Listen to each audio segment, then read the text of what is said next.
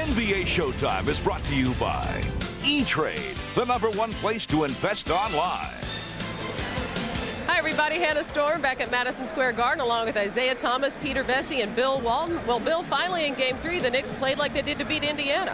Hannah, they did it by overcoming their tendency to play 5 different games rather than the team game necessary to win at this level. Latrell Sprewell with a solid all-around performance. 5 assists. Mark your calendars, an historic occasion. Allen Houston with a Walt Frazier-esque performance, all about control and leadership. For San Antonio, though, after a hosing in Game 3, tonight they come with an edgy, focused attitude of, okay, now we know what the rules are. The game plan for the Spurs, all about broad shoulders, high elbows, and no more Mr. Nice Guy smiley face. The Knicks have to play the game of their life tonight. If they lose here, it's over. You almost took Peter out. It's only the pregame. Come on.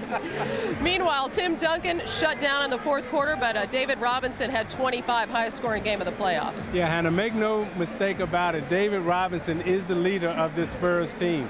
And the Knicks respect David Robinson because they put the tougher defender on Robinson, which frees up Duncan to play against smaller, weaker players. Robinson is so big and strong, and what those numbers really don't show you is what Robinson is doing to the Knicks big men. He's getting them in foul trouble, he's getting into their depleted bench. Last game, he shot 17 free throws. Look for David Robinson to continue his march to the free throw line tonight. Avery Johnson had a miserable Game 3, Peter. 4 assists, 6 turnovers. That's right, and to me, he is the key to the Spurs' success, and his assist-to-turnover ratio is way down. Jeff Van Gundy has figured it out. He's playing Childs and Ward against him. They don't have to pace themselves. They know he's a lefty, so they're forcing him to his right, giving him a lot of help. But the critical thing is, right now, the condition of Childs' left knee. He hasn't practiced since he was injured during Game 3, and a quick update on Chris Childs has a sprained left knee. He will wear a brace tonight and will try to play coming off the Knicks bench. Well, this postseason has showcased the considerable talents of the Knicks' Allen Houston. Houston is the son of a coach. His father, Wade, was an assistant under Denny Crum at Louisville, then coached Allen at Tennessee. He would definitely teach me in certain things, but it wasn't like I felt pressure to play. I was just around the game and grew up.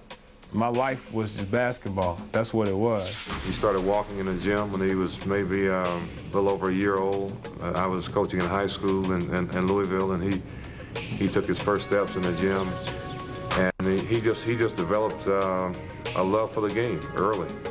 He never pressured me, even when I was little. He never pressured me, and so he never said, go out there and shoot so many jump shots. It was always me not being able to beat my sisters up that made me go out there and shoot, you know what I mean? So it never... They were older than you, I hope? No, they were younger, so I couldn't... I wasn't allowed to, touch them. So I had to go out and let my frustration out on the basketball court. When he's the assistant coach of Louisville, you're around some pretty heavyweight players. I remember from 7, 8 years old when Darryl Griffith, Bobby Turner, all the way up until my freshman year in high school, all those guys were my big brothers, all of them. And I would go in the gym in the summertime, 8th, 9th grade, and go play with them. At first, they didn't let me play at first because they didn't really take me serious. Right, so how'd you get in the game? I think it was just a matter of me just keep going in there and shooting. And if some days they like, man, I might be a player. Houston ducks under, got it! I remember shooting in a game of horse with Darryl Griffith, and went out. Actually, it was in the Reunion Arena, I think it was, and in Purvis, they were in the Final Four. On the other end, while they were practicing, it was like 10,000 people watching the practice, and he tried to start taking me out to the three-point line, and I was kind of matching him a little bit. He probably got me at the end, but I put up a good fight. And when I got back to the hotel, people were like, "Hey, good shooting, man, good shooting." People were watching. Yeah, they were watching us, and they weren't really watching the practice. They were kind of going back and forth. But those are the memories I had in growing up with Louisville and my father, and just being able to being blessed to have an opportunity to be involved. I mean, if I hadn't even played in the NBA, those are the memories I could have had. An emerging NBA star. We'll hear more from Allen Houston at halftime. Houston and the Knicks will try to hand the Spurs back-to-back losses for the first time since February. Game 4 between the Spurs and Knicks is coming up. The NBA Finals continue on NBC right after these messages. The NBA on NBC is brought to you by Brewery Fresh Budweiser, the official beer sponsor of the NBA. By PricewaterhouseCoopers. Join us. Together we can change the world. And by Nike.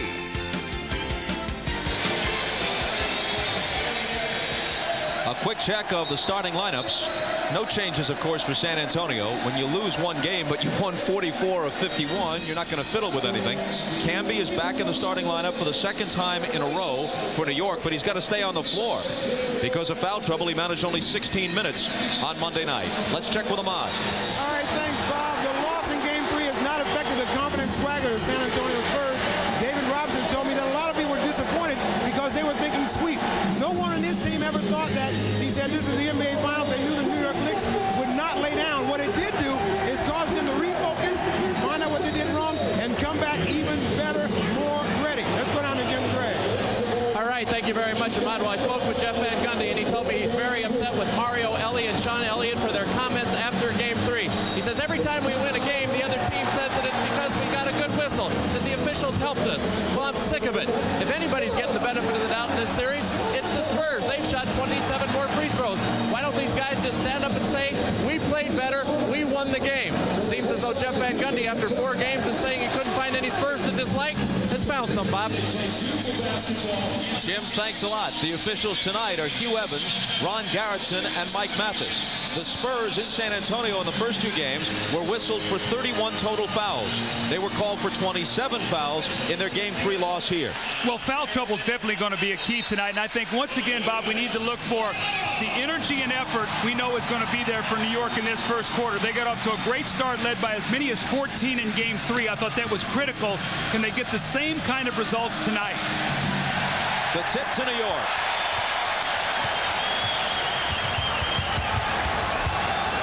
Charlie Ward guarded by Avery Johnson. Here's Larry Johnson finding Camby, but cutting in front to break it up is Avery Johnson.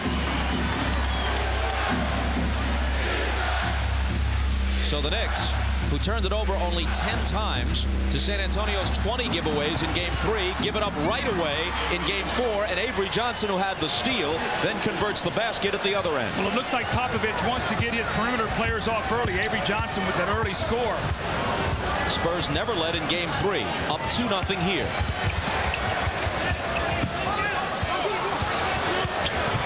Sprewell ties it.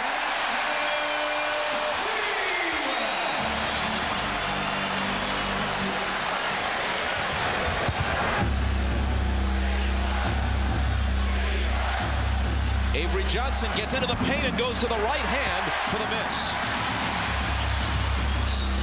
And now Mario Elie, who was quickly in foul trouble in Game 3, picks up a personal here, 1 minute and 8 seconds into Game 4. Well, those are the fouls you cannot commit, Bob. Those fouls out there that lead to nothing. And Mario Elie tried to get into that passing lane and got the foul. And he's got to stay on the floor because he's their most physical defender down there and can play against Allen Houston. Looks like they've made the change already. Sean Elliott playing Allen Houston tonight.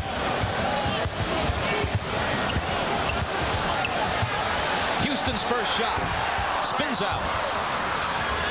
Duncan with the rebound. A double on Elliott, and Ward comes over and knocks it out of bounds.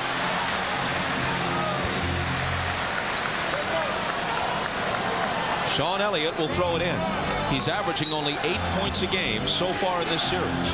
Through his career, he's been a much bigger scorer than that.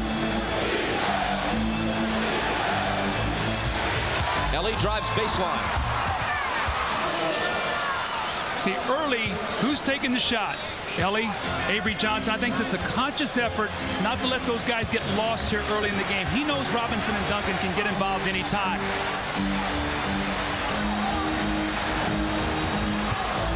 Houston backing away from Elliott. Giving it up to Sprewell. Out high, Johnson for 3. Ward flying in to try to save it, and does. Good play by Charlie Ward. Now here's Houston. It's blocked away and cleanly. The ball made contact with the rim, and they got a fresh 24. Sprewell's shot is a high arcer, and he gets the bounce. His 2 shots have been very, very difficult ones. High arcing shot that time over David Robinson. But I'll tell you one thing you have to watch for, Bob. Right now, New York much more aggressive on the boards. Avery Johnson trying to hand it to David Robinson. There's a New York foul. It's number 1 on Charlie Ward. Looks like San Antonio is trying to run more screen roll here to get started rather than just direct post up. That's to get you more movement rather than get you standing.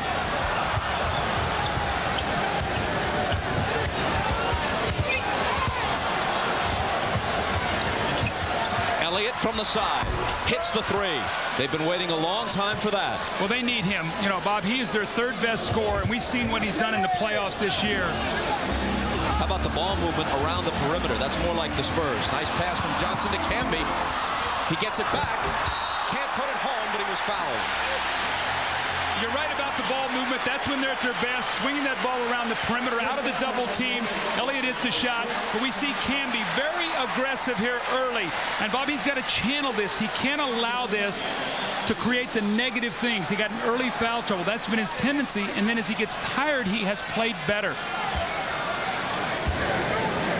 New York already has 3 offensive rebounds.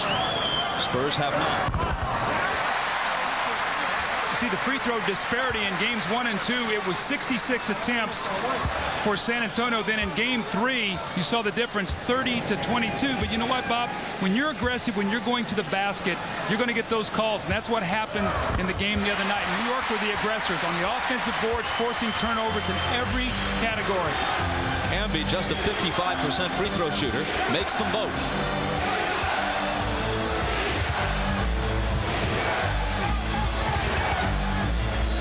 Duncan from Ellie. Into the lane, on the run, missed it. Robinson keeping it alive, gets it back, can't put it down.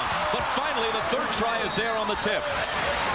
Tim Duncan's first basket. You know, Camby's guarding David Robinson, and he's a shot blocker, so someone's going to have to get their body on David Robinson. Now, that's twice he's got his hands on the ball early on the offensive backboard. Houston. Got it. He's playing with such great confidence. He missed his first couple shots. Doesn't even hesitate on that jump shot.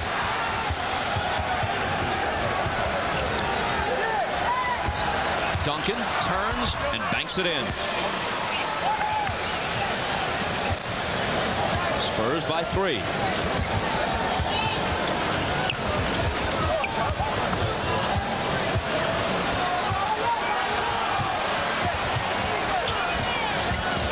Sprewell guarded by Ellie. Takes him into the lane, and Mike Mathis blows his whistle.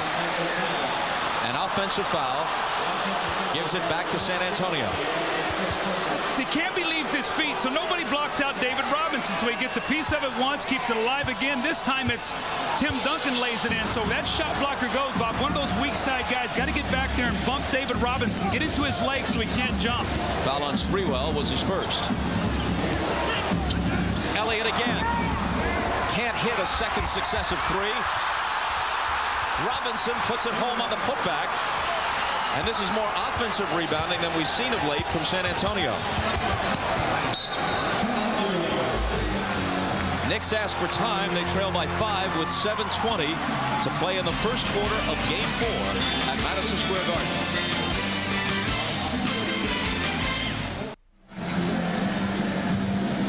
In the first 3 games of this series, David Robinson had exactly 1 offensive rebound. Tonight, he's got 4. Well, that's one of the keys because second shot opportunities, that's created with Avery Johnson getting in the paint and creating opportunities so people have to help. And Jim Gray during that timeout said that Jeff Van Gundy said, we can live with Robinson and Duncan. Keep him out of the paint so others can't get involved.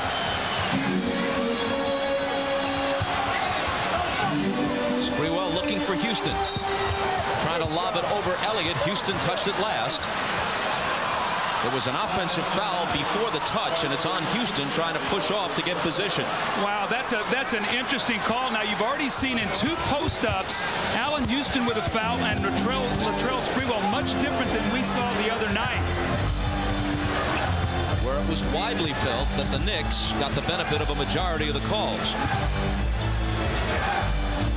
Avery Johnson. San Antonio by 7. See, San Antonio's made an unbelievable adjustment here, Bob. They're getting Elliott and Avery Johnson involved. Very, very smart.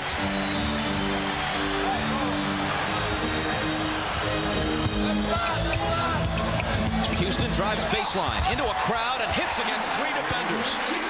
The one thing that Allen Houston wants to do is keep driving that ball to the basket. And from New York, they want to play from ahead. Tonight, they are down 5. A little different story when they dominated the first quarter of Game 3. Avery Johnson got into the lane and paid for it. Larry Johnson fouled him. Allen Houston's going to get caught with pushing on his off arm right here with the left arm. Boy, that's a touch foul right there. Normally, what they'll do is just let the ball go out of bounds. Allen Houston, next time down, they want to push him to the outside to a shot blocker. Nice off the little finger roll there by Allen Houston as he drove that ball to the basket. But, Bob, San Antonio's whole defensive philosophy is keep you out of the middle, push you to the baseline, run you to a shot blocker who hopefully will alter your shot. That was a great play by Allen. Avery Johnson, a poor Game 3 with 6 turnovers. Off to a good start here. Makes both free throws. San Antonio with a 7-point lead.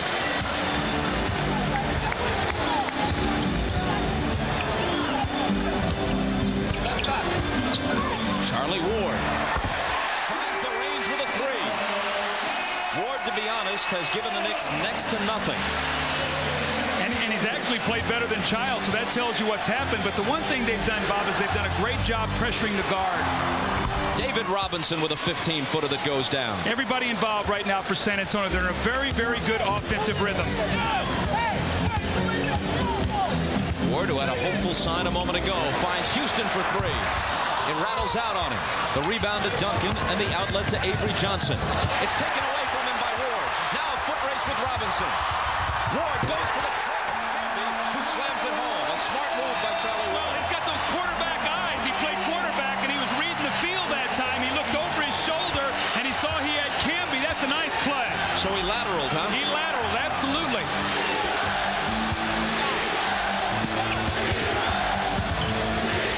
Johnson trying to bounce it to Duncan. Turn around in the lane. Short. Camby grabs the rebound.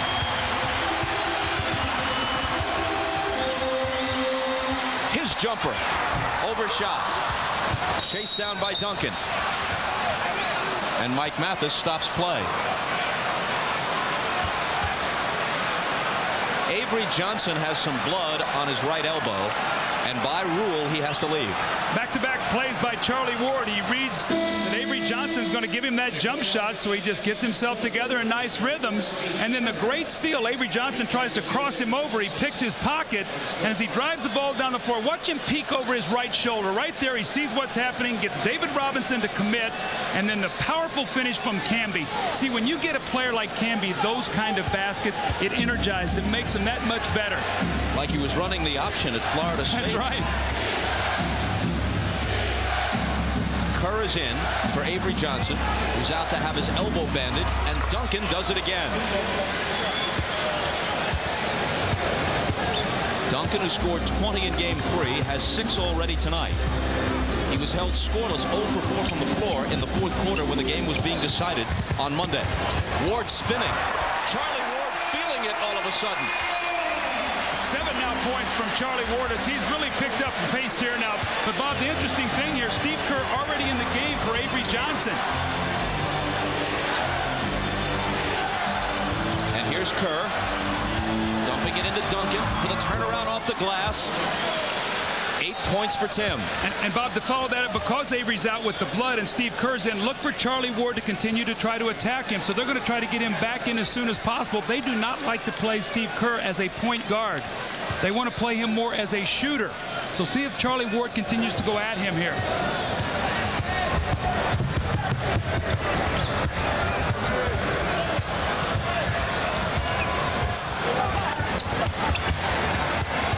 Larry Johnson backing away with the dribble. And another whistle.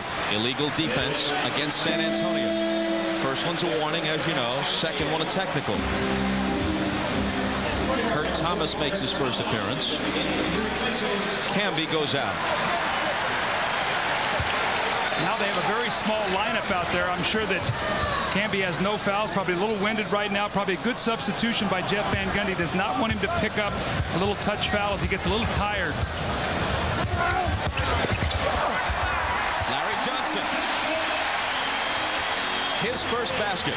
Bob, you get a sense these teams, now this is the 4th time they've played this year. They have not seen each other all season long. They're starting to get into a rhythm now, knowing how to play against each other.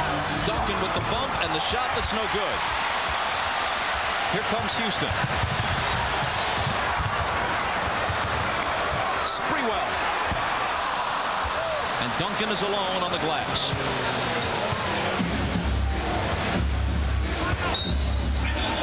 Kerr turns to Hugh Evans and asks for timeout. It comes with 3:05 to play in the first.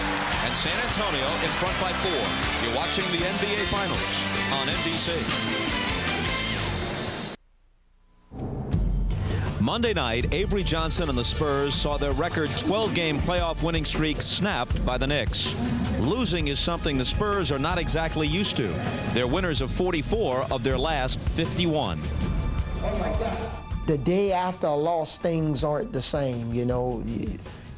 The food tastes different. You wake up, you just got this funny feeling that you don't, and you know you don't like to feel this way. And you know how you like to feel after a win, and that's where you want to be. So we do take it personally, not so much where we're going to get out of our games or somebody's going to try to put the team on their shoulders and lead them to victory. But it's a certain way that we respond, and I'm hoping we're going to respond like that in Game 4. Look at those figures. As you see, they respond to a loss with a vengeance. And the last time they lost 2 in a row was back on February 28th, the loss that dropped them to 6-8. And at that point, they turned everything around. And make no mistake about it, Bob, when Avery Johnson speaks, this team listens to what he has to say. He's one of the real leaders. How could you not listen? He and Ellie both. They never stop talking. You're a captive audience. The jumper by Duncan spills off. The rebound to Larry Johnson. Houston pulls up and fires. Allen Houston stays high. I love that early offense for New York because it takes the shot blocking out of the game for San Antonio. Those shot blockers then become ineffective. They only blocked 3 in Game 3 after 7 the first 2 games. Robinson's out. Rose in for the Spurs. Mario Ellie to the hoop. The jumper, or that set shot, really, that he takes has not been there for him throughout the playoffs. He's trying to get his offense by going to the rack. That was too easy there. Allen Houston just escorted him to the basket. Now all 5 starters have scored for San Antonio and for New York. Both teams in a great offensive rhythm. Ward. What's up with Charlie Ward? Tell you what's up. He likes the matchup right now. With Steve Kerr on him, he knows he's got to give him some daylight, back off of him, and he's taking advantage of it right now. That's good basketball. But he started doing it with Avery on him. Absolutely. He's a new man tonight. Duncan on the drive is fouled and goes down hard. It's number 1 on Kurt Thomas. Allen Houston comes down the floor. He sees the defense is back, but New York has to look for this kind of early offense. It plays into then being able to get to the basket later, and then Charlie Ward, see the space that Steve Kerr gives him, doesn't think he's going to take the shot. Once you get a couple shots, you gain some confidence, and Charlie Ward is playing exceptionally well here in this first period. Ellie out, Jaren Jackson in. This is Jackson. 17 points in Game 1, 3 points total since. His pass intercepted by Charlie Ward. Ward with 10 points now.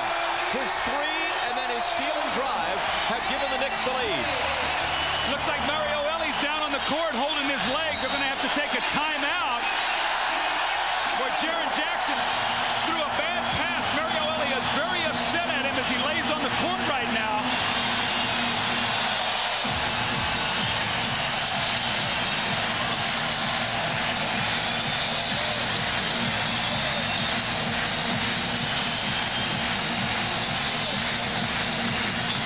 Let's see if we can find out what happened. A tough pass by Jackson, and you see he gets his leg straight, and he comes down on the floor. The right leg is straight, the left leg is bent. Bad pass across court by Jaren Jackson, and Charlie Ward again with those football instincts. This time instead of a quarterback, he's a free safety. Picks it off and goes in for the layup. So Charlie Ward is jump-starting his team. Jeff Van Gundy very, very happy. You don't expect this from Charlie Ward. Charlie Ward, the 1993 Heisman Trophy winner at Florida State. Also a good baseball player. The Yankees and Brewers each pursued him. The question is, not is he a great athlete? He clearly is. Is he an NBA point guard? Through most of this season and most of these playoffs, he really has not been. But tonight, what a performance in this first quarter. Well, they're going to need it, Bob, because questions about Chris Childs' knee. He might have to play heavy minutes tonight with Childs being hurt.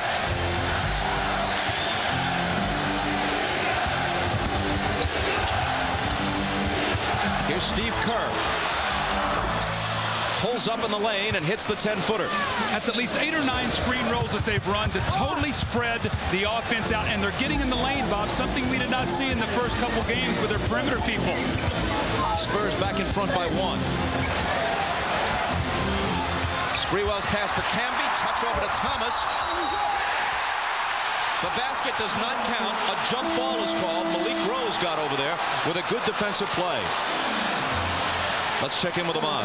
All right, Bob, when Mario Ellie, just on that stolen pass right there, when he came down on the ground, he banged the top of his knee on the ground. It's listed now as just a bruise. They have ice on it, and they do expect him to come back and play. Bob? Thanks, Ahmad. The tip to San Antonio. Avery Johnson, his right elbow now bandaged. To Rose, driving through the lane, offensive foul. Kurt Thomas set up and took the charge. See, that's just as good as a shot block. When you can step up there and take that charge, that's a possession for your team. Now, Bob, we got a little over 40 seconds. New York's got a chance to get a 2-for-1 high-scoring game. I don't know if New York wants that or not, though. I think San Antonio has much more firepower. I know the fans want it. That's true. Folks watching around America prefer this to 72-70. Houston with a hand in his face from Elliott, but a whistle from Hugh Evans. Foul number 1 on Elliott. See, when you post Allen Houston, Bob, what it does is he's closer to the basket. He doesn't have to expend as much energy to get there, and the weak side defense can't come over as soon, so it gives him quicker options, and he's such a good shooter that if he catches it at 15 or 20 feet, he'll just raise up and shoot the ball. So I think this is great strategy to do this, to post him up. Here we go.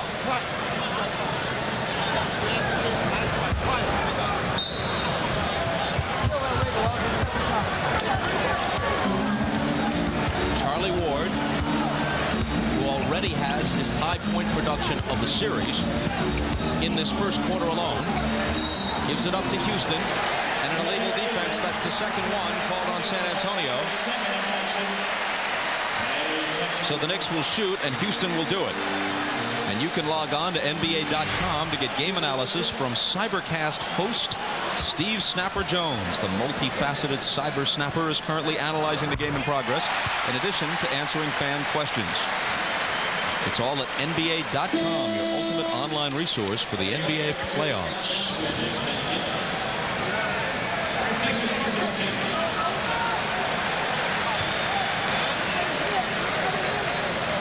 After hitting the tee, Allen Houston is still perfect from the line in these finals, 19 for 19.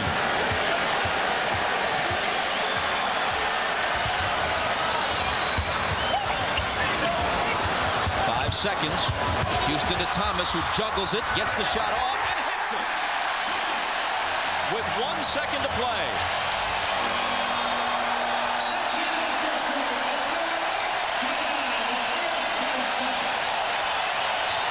The Knicks trailed by 7 at one point in the first quarter.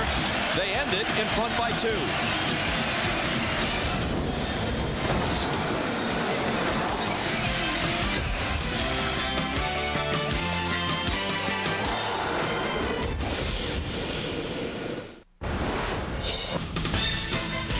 Watching the NBA Finals on NBC.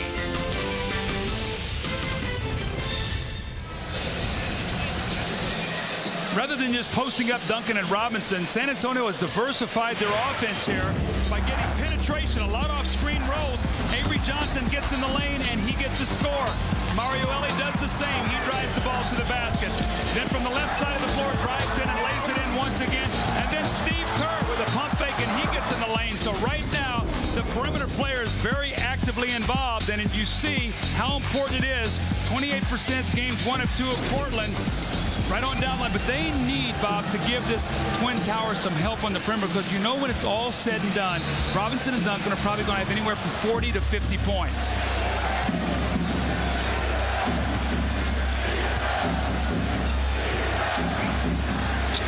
Avery Johnson around Duncan's screen. Ward right with him. Duncan gets it, fires from 20, and it's short.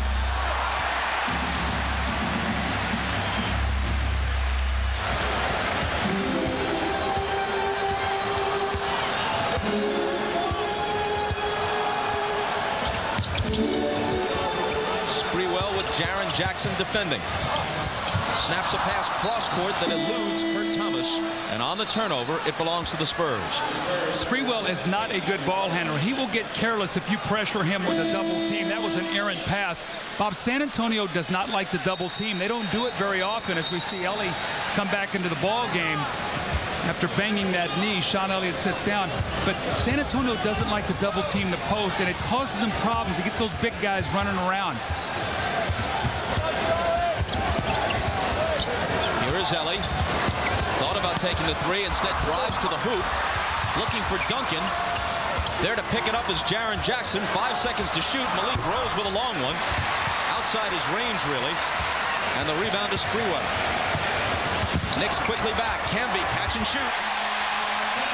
So vital for him to stay out of foul trouble. They were very fortunate. He got in foul trouble in game 3, played only 16 minutes. They could get a win. They need him 35, 36 minutes tonight.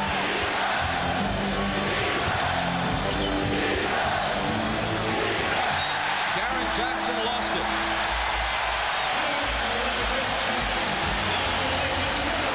Let's go to Jim Gray. All right, thanks, Bob, as Chris Childs checks in. Right after the introduction to the lineups, Chris Childs went back into the locker room to try and keep his left knee warm, had his brace tightened up a little bit, came back and watched the rest of the first quarter. So he's been trying to stay a little bit warm. Talked to him before the game. He said it's considerably swollen. He's going to have some trouble, but he wants to try and play through it. Bob? Thanks, Jim. Childs in with New York on a 10-2 run right now. Sprewell misses the turnaround.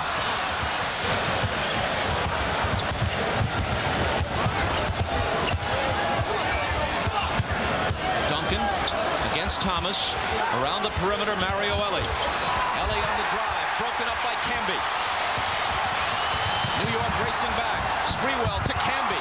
Can't finish it. Ellie with Sprewell on him. Slicing through and then dishing to Duncan. And an illegal defense this time against the Knicks.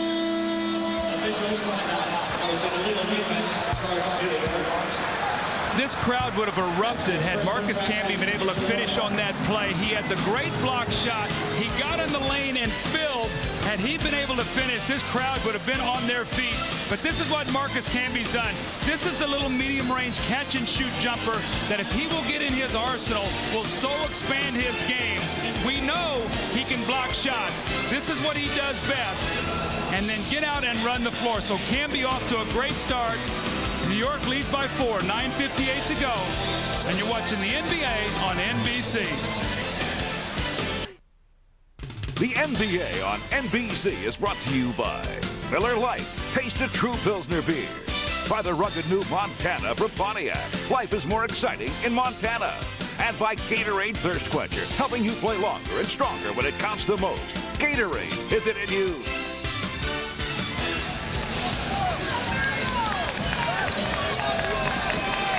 David Robinson returns. Missed a little more than 5 minutes on the game clock, but about 17 and a half minutes of actual rest.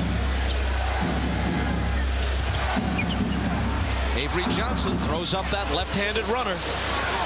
New York's got to be a little concerned. Those guards are getting in that lane. And if they start coming over the New York big men to help, that's going to free up Duncan and Robinson. That's got to be a concern right now, even though New York still leads by 2.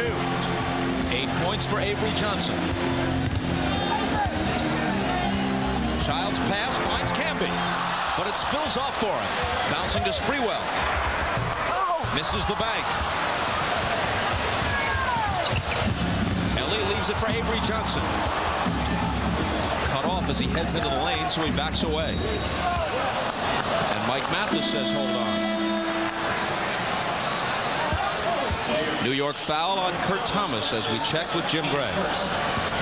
Thanks, Bob. As Doug was talking about a little bit earlier, Jeff Van Gundy keeps emphasizing during the timeouts, do not let Avery Johnson get into the lane. When he gets into the lane, he is able to create for himself or open up the three-pointers. Give Duncan or Robinson their points when they're in the game, but keep Avery out of the lane. So far, they haven't been very successful. Bob? Johnson with the head fake decides against the shot.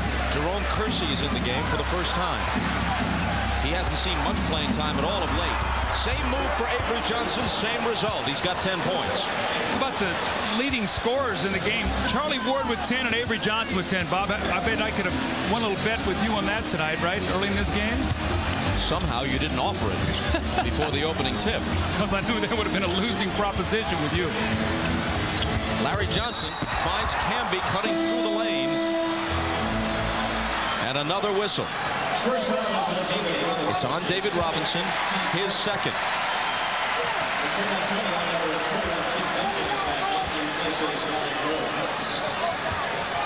So concerned about the big guys. Kurt Thomas does not want to help because he's afraid that David Robinson will go to the basket. Camby tries to block the shot. Back-to-back baskets by getting in the lane for Avery Johnson. New York turnover as Ellie comes up with the interception.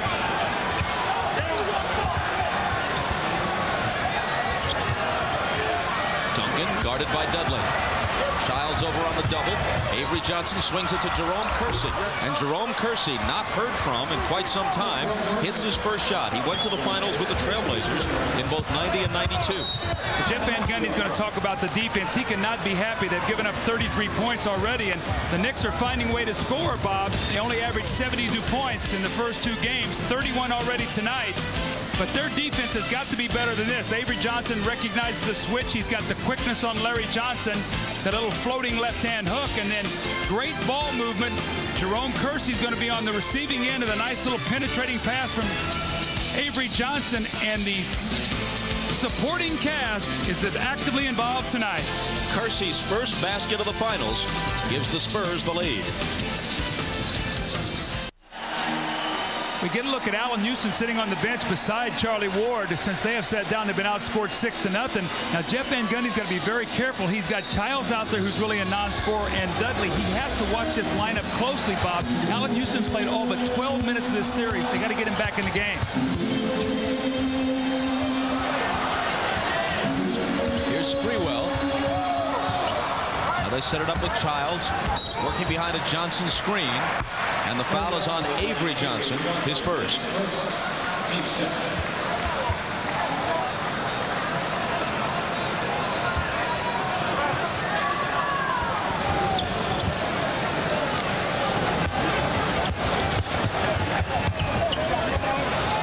Ellie up on Sprewell, who puts it behind the back, throws up the floater.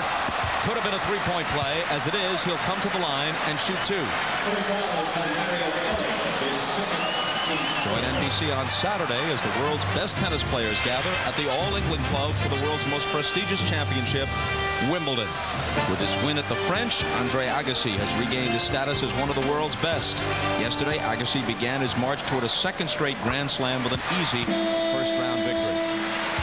That's the championships. Wimbledon. NBC coverage begins Saturday at 1 Eastern. We assume that John McEnroe will make his way back across the pond in time for the weekend coverage on NBC. Of course, with McEnroe, any assumption is risky. Well, we see Sean Elliott come into the game. The reason he's coming back into the game is because on this free throw, Jeff Van Gundy has brought Allen Houston back into the game. We know it's a game of matchups, so Sean Elliott will be matched up once again with Allen Houston. Sprewell hit them both, tied the game at 33.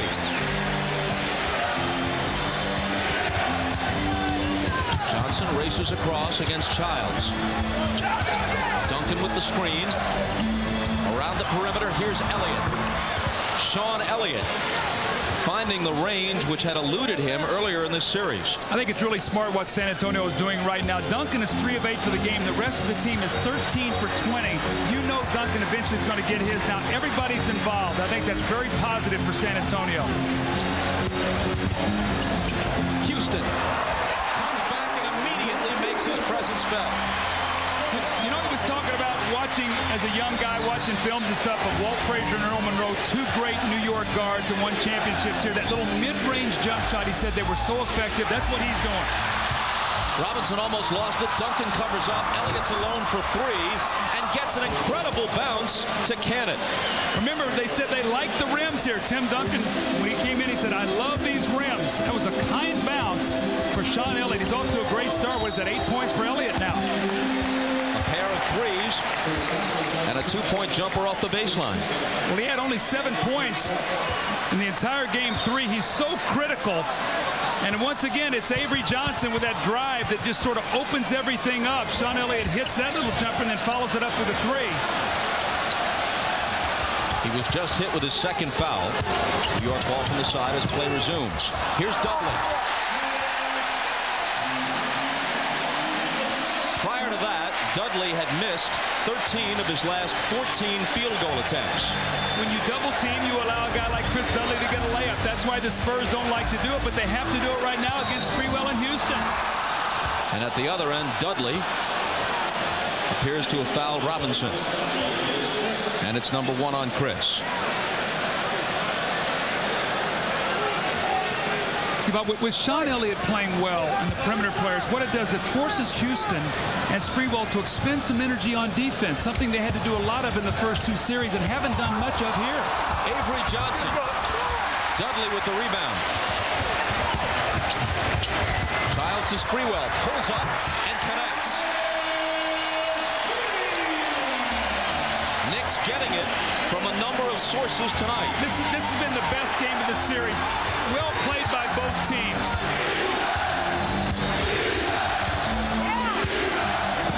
Robinson, jumper over Dudley. Bounces home. 8 for the Admiral. He hasn't been to the free throw line yet. He shot 17 free throws the other night in the course of scoring 25 points.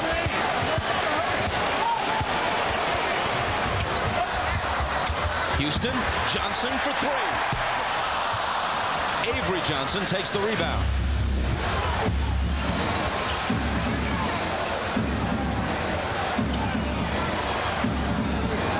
Duncan against the smaller Johnson, who fouled him. San Antonio knows they have a mismatch inside it. Anytime they want to go into David Robinson or Tim Duncan, the little bump there by David Robinson, that sweet little left-hand jump shot. And once again, those kind rims, that's about 4 bounces. Patrick Ewing says, man, why can't I play? I want to play. This is the time of the year to be out there, and I can't be a part of this team. It's got to be killing him inside, Bob.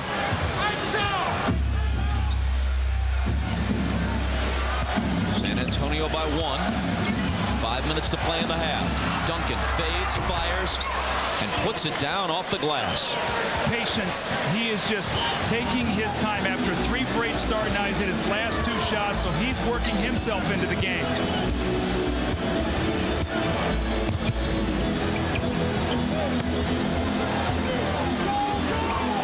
Jackson trying to contend with Houston. To the side for Johnson. And his 3 is no good. In these finals, Larry Johnson is now 2 of 15 from 3-point range. Elliott again. Loose ball fought for, and Hugh Evans says no, a San Antonio foul. Jaren Jackson pulled Allen Houston down by the shoulder. Tim Duncan almost made a spectacular tip-in on that play. Instead, Jackson winds up with his first foul.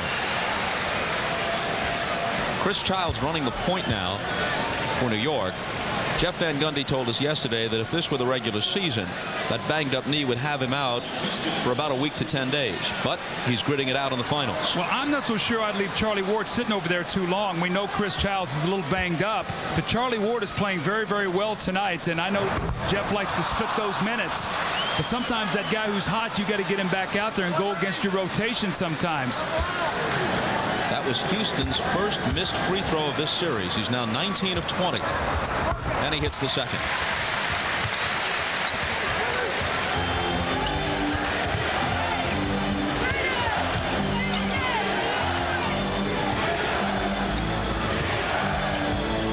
Jaren Jackson hasn't done anything since game 1. That was a bad shot. He should have thrown that ball into the post. He forced that shot. Larry Johnson spinning on Elliott. And a foul is called. No, making a travel. A travel on Larry Johnson. That could have been a big foul. I think that would have been Sean Elliott's third, and he's playing well. They cannot lose him. What's happened now, they've got Sean Elliott matched up against Larry Johnson. As New York has gone big, they forced now Elliott to play him. Well, Elliott hit him, but a microsecond before that, Johnson traveled. Absolutely. So that's a big non-call there on the foul. Here's Duncan against Dudley. Larry Johnson takes it. Houston quickly back into the lane, left hand. Johnson on the offensive glass. Houston. And Elliott takes it, flipping it to Johnson.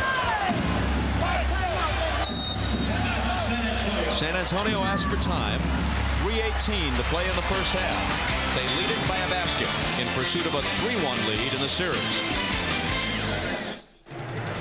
Hi, everybody. Hannah Storm here. Coming up on the Prudential Halftime Report, we'll hear from the Knicks' Allen Houston. He has had some incredible highs during this postseason.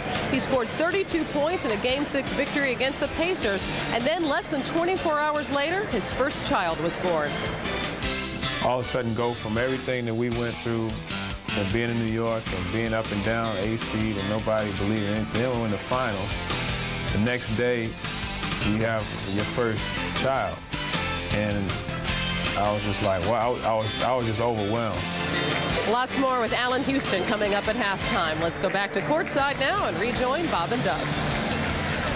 Thanks, Hannah. Allen Houston's dad, Wade, longtime high school and college coach. So Allen's been around the game his whole life. Well, also, Allen got a taste of being a father the other night. Sunday night, he got up in the middle of the night. The baby was crying. You see that little scratch on his forehead there.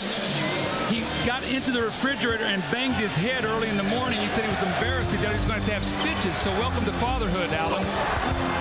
And welcome to trying to defend Tim Duncan, and that goes for everybody in a white shirt. Well, Popovich called that timeout, and he said, look, we've spread them out. Now throw the ball in the post. He was upset with Jaren Jackson with that last quick shot. Duncan's got 10. Houston with Elliott on him. Turns, shoots over him, and spins out. The rebound taken by Duncan. Avery Johnson with the lob to the Admiral. It's broken up. Here's Sprewell. Slams on the brakes, fires the jumper, and draws the foul. It's on Jaren Jackson, his second. When Coach made his point in the timeout, I said, look, get the ball inside. We run our screen rolls. All you guys are involved. Throw the ball into our star. And they do, and they get the score.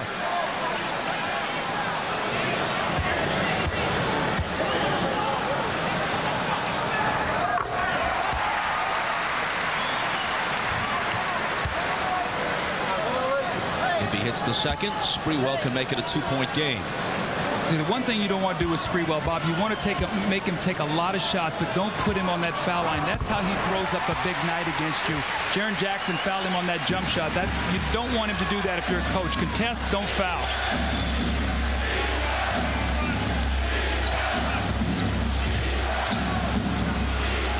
Tim Duncan driving on Dudley, spinning.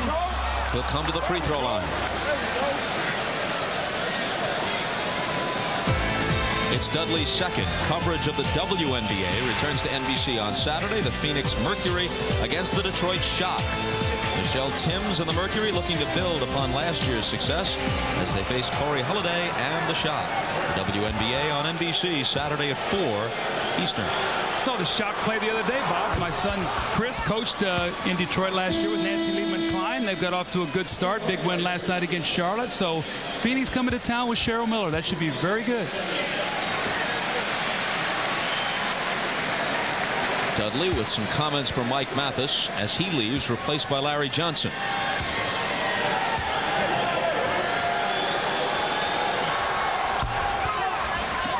Duncan converts both free throws.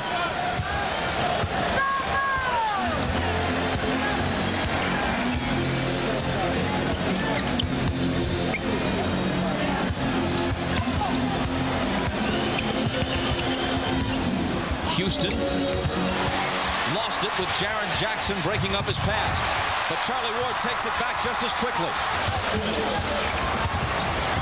His pass eludes Johnson. Now the officials confer, and it was touched last by San Antonio. The Knicks will keep it. That was a nice steal by Charlie Ward in the open court. It looked like the Spurs had a fast break. Both of the big guys out running on the wing, and Jaren Jackson, not a good ball handler, turned it over. Let's see if the Knicks can take advantage and cut this lead back down to 2. It was Ward's 3rd steal. He has 2 assists and 10 points. Here's Ward into the lane, finding Camby. Charlie Ward has been great, Bob. I mean, Jeff Van Gundy's going to have to really watch tonight and keep him on the floor, because this is by far the best he has played. Avery Johnson. Jaren Jackson lets it go and gives San Antonio a 4-point lead. Now, see, that shot is fine because that's uncontested, and that's off the little dribble by Avery to get in that lane. But once again, Avery Johnson getting in the paint, causing all kinds of problems.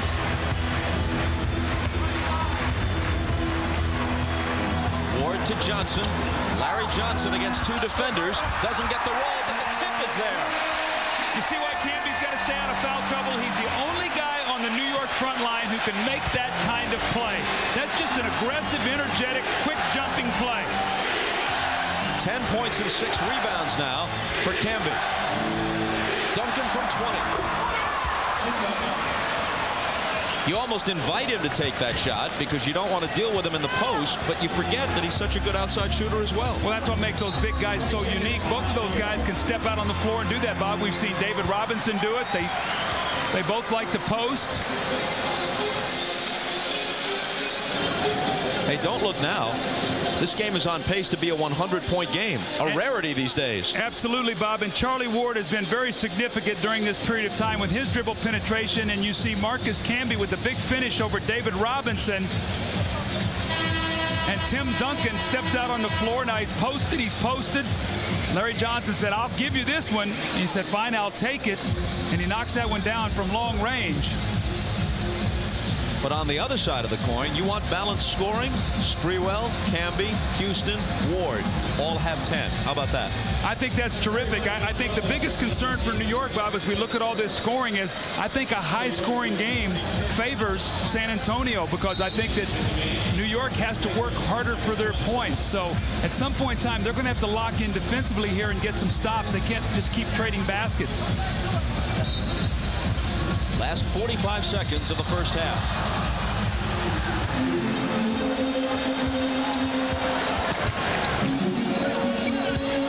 Sprewell spins around Jackson, but coming over to block it is Duncan. Jackson catch and shoot. Jaren Jackson off with it. Camby takes it. Ahead to Houston. Sprewell, not a good three-point shooter, had an open look at it and wisely decided not to hoist it up.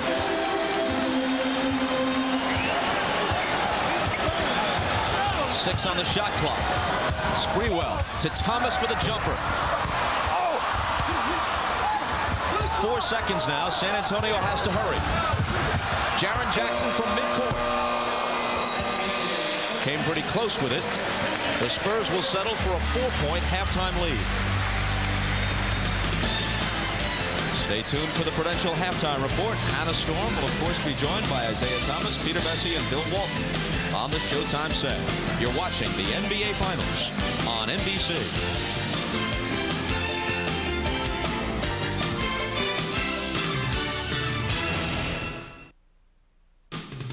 This is the Prudential Halftime Report, brought to you by Prudential. Prudential, a leader in insurance, investments, real estate, and financial services. See why Prudential is today's rock-solid choice for your financial needs. It's halftime of Game 4 of the NBA Finals, with the Spurs leading the Knicks 50-46. Tim Duncan leads all scorers with 14 points, while 4 different Knicks had 10 points apiece, including, of all people, Charlie Ward, who has played a great first half, 3 assists, 3 steals, and no turnovers. Hi, everybody. Hannah Storm along with Isaiah Thomas, Peter Vesey, and Bill Walton. You can bet we'll be talking Charlie Ward in a few minutes. Meanwhile, much has been made of the Knicks' offseason trades for Latrell, Sprewell, and Marcus Camby, and certainly each of them has provided substantial contributions during this postseason.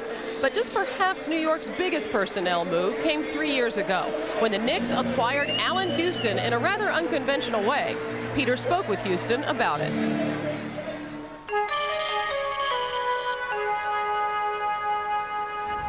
I didn't even really expect New York to be in the picture until almost the last minute, and that was a surprise in itself. Just the fact that they spent time with me outside of the negotiating table, kind of says something to me. Now you come into the facility, what do you see? Do you remember? The picture. I saw a picture of me playing in a Knicks uniform. And they kind of superimposed the picture. I had been playing with Detroit, but they put the Knicks uniform on me. And that's something I still have out in my basement today. And the New York Knicks is definitely flexing. Mr. Houston, you are the missing piece of the puzzle that is the Knicks championship. He said something about a case, that he solved or something, and I'm the answer. You sign that lucrative contract, you automatically go into the Hall of Fame Lifestyles of the Rich and Famous. And we will make your champagne wishes and caviar dreams come true. Obviously, he was talking about the swank mansions of Greenwich, Connecticut, and all this stuff. In New York, for the Knicks, in the Garden, his brother. It made a difference. It did make a difference. I can't say it didn't make a difference because it just showed me that they really, believed in me and looked at me in that way. Knicks management came to you before they made the Sprewell trade and asked you if you approved of it. At the time, it kind of caught me off guard. And immediately what I thought was, okay, how is this going to work? We're very similar players. And you wouldn't be human if you weren't didn't think about it a little bit. But ultimately, I saw what is happening now. No disrespect to Patrick Ewing, but when he comes back, is this your team? Basically, that happened even before he got hurt. I think we realized as a team, we played with a certain flow. And I don't think it's going to have to be a drastic announcement, team meeting or anything like that. I think it's already happened. Now Houston ducks under. Got it! With 8/10 left.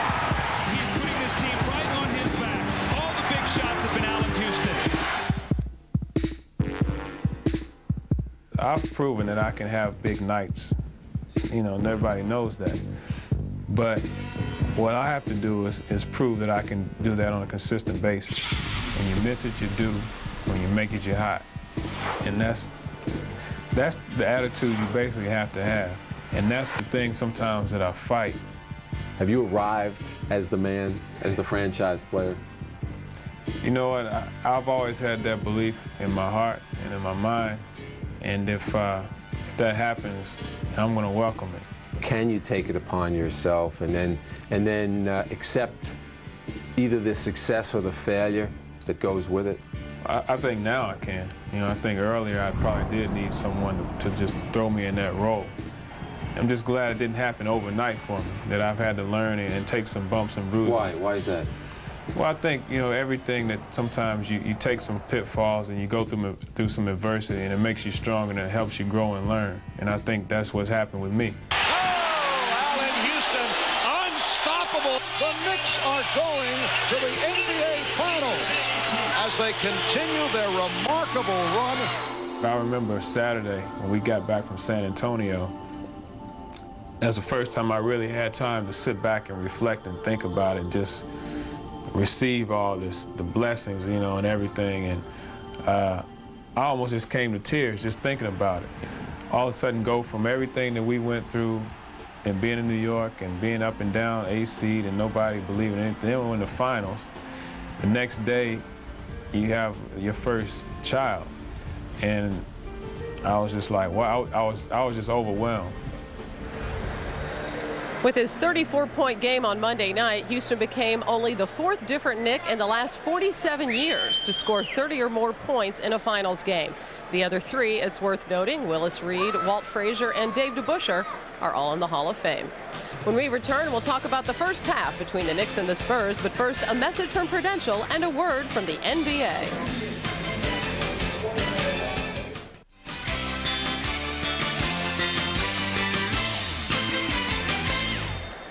At halftime of Game 4, the Spurs lead the Knicks 50-46. The two teams combined for the highest scoring half of the finals thus far. And the biggest surprise in this first half, Charlie Ward exploding for 10 points in the first quarter. He doubled his final scoring average, Isaiah. Yeah, Charlie Ward came out energized. And where he was energized at is not necessarily on the offensive end, but on the defensive end. He was able to get a steal here off of Avery Johnson.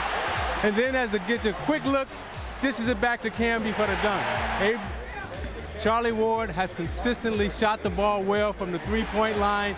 And what he's doing right now is he's energizing the Knicks with his defensive play, his hustle, and he's keeping the Knicks involved. What the Knicks have to be careful of right now is that they got to continue to score. They're scoring off opportunity baskets, they're scoring off transition, but they got to make sure that they score in their half-court offensive sets, and they got to shut San Antonio down. San Antonio has 50 points right now. They can't let San Antonio get 90. Hey, the last time that Ward accounted for as many as 10 points in one quarter, he was wearing shoulder pads. I thought you said he couldn't play football or basketball. How about my man, Charlie Ward? We love Ward. But please, here's a guy, $30 million, and all he gets is a couple of baskets in a half of a half. Please. What really happened in this first half, though, was San Antonio with a great start, Duncan and Robinson. But then they took David Robinson and Avery Johnson out. Inexplicable. Far too many substitutions. Marcus Camby was really big for New York. The key, making and getting big shots down the stretch. How about my man Charlie, though? We're going. You are such a fair weather fan. It's disgusting. Let's update the key results from Wimbledon today. On the men's side, 5-time Wimbledon champ Pete Sampras won in straight sets. Unseeded American Jim Courier eliminated the 12th seed Carlos Moya in 5 sets. In women's play, Steffi Graf lost the first set but easily won the next 2. The rest of the seeded women won in straight sets. Our 35-plus hours of Wimbledon coverage begins Saturday at 1 o'clock Eastern Time. And the Basketball Hall of Fame announced the class of 1999 earlier today. 5 members were elected: Kevin McHale, John Thompson, Wayne Embry, the late Fred Zollner, one of the NBA's founders, and former UCLA women's coach Billy Moore. The Spurs lead the Knicks by 4. We'll send you back to Bob and Doug for the second half after these messages from your local station. This has been the Prudential Halftime Report, brought to you by Prudential. Prudential, a leader in insurance, investments, real estate, and financial services. See why Prudential is today's rock-solid choice for your financial needs.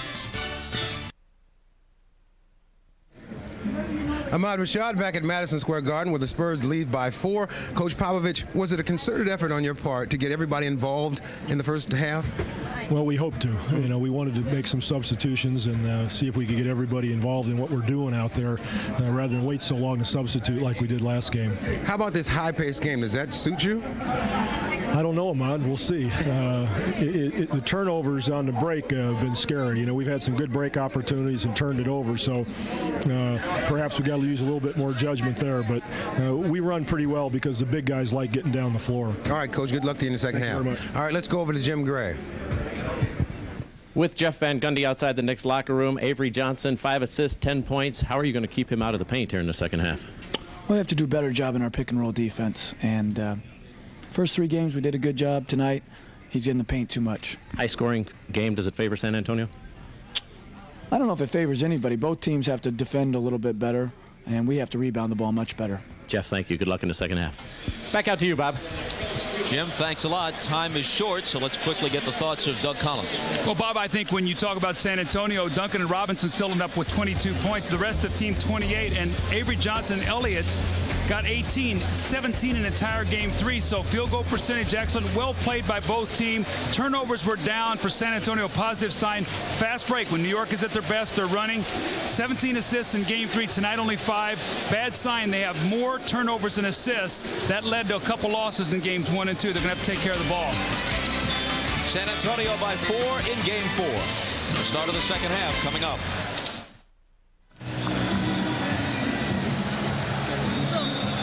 Final instructions from Jeff Van Gundy as we prepare for the third quarter. Here's a number not reflected on this graphic, but it's amazing considering the fact that Marcus Camby fouled out of 2 of the first 3 games and had 5 fouls in the other one. He's played 19 minutes in the first half. He managed only 16 minutes on the floor in all of game 3, and he hasn't been whistled for a single foul. We'll see what happens now. He can start taking some more chances. He can be more aggressive on the offensive boards. If he picks up a couple fouls going over the back, it's not as critical. So he needs to really continue to go to that basket. Spurs in control as we start the second half.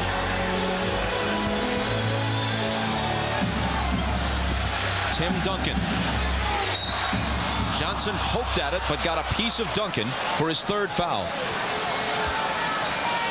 I think it'll be interesting to see which team can make a defensive stand here, get a little bit of grasp of this game defensively. That was the best offensive half that we've seen, Bob, in this series. One of the best halves we've seen the entire playoffs. So who will get a grasp of the other one defensively the quickest?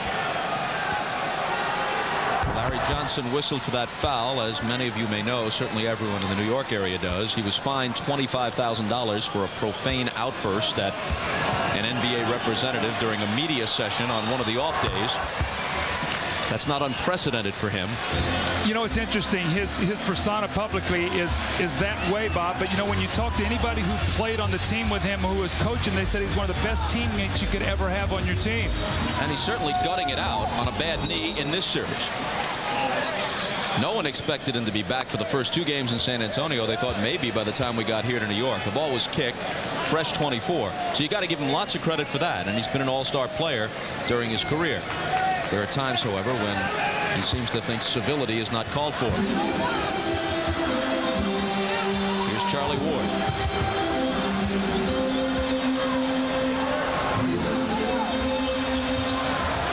Sprewell doubled out to Johnson. Sprewell in the corner. Baseline pop. No good.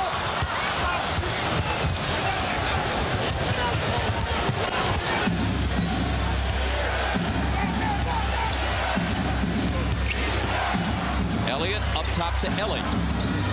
Avery Johnson gets into the paint and throws up that running hook that's no good. That was a bad shot that time by Avery. Charlie Ward to the left hand, but doesn't get the roll. But he's playing with so much more confidence than we've seen from him at any time in the last several weeks, let alone this series. And, Bob, they're going to continue to need that from him. You see tonight what he did, 10 points, 4 of 4. He's perfect in the field, his assists, his steals. But the more aggressive he is, the more than opportunities to get Sprewell in Houston, because they have to now guard him on the floor. The layup that wouldn't drop was his first miss of the game. Houston gets Elliott off his feet. Now feeds to the corner for Johnson. Shovels it to Camby. Now gets it back against 2 defenders. Robinson blocked it. Duncan saved it. San Antonio with numbers. Mario Ellie finishes it. Jeff Van Gundy and the Knicks have to be very, very careful right now. San Antonio with a couple good defensive possessions. Larry Johnson's going to drive that baseline, and you see what the shot blocking does. It forces Camby to pass it, and then the 2 Twin Towers, once again, actually both of them got a block shot. It leads to the fast break opportunity.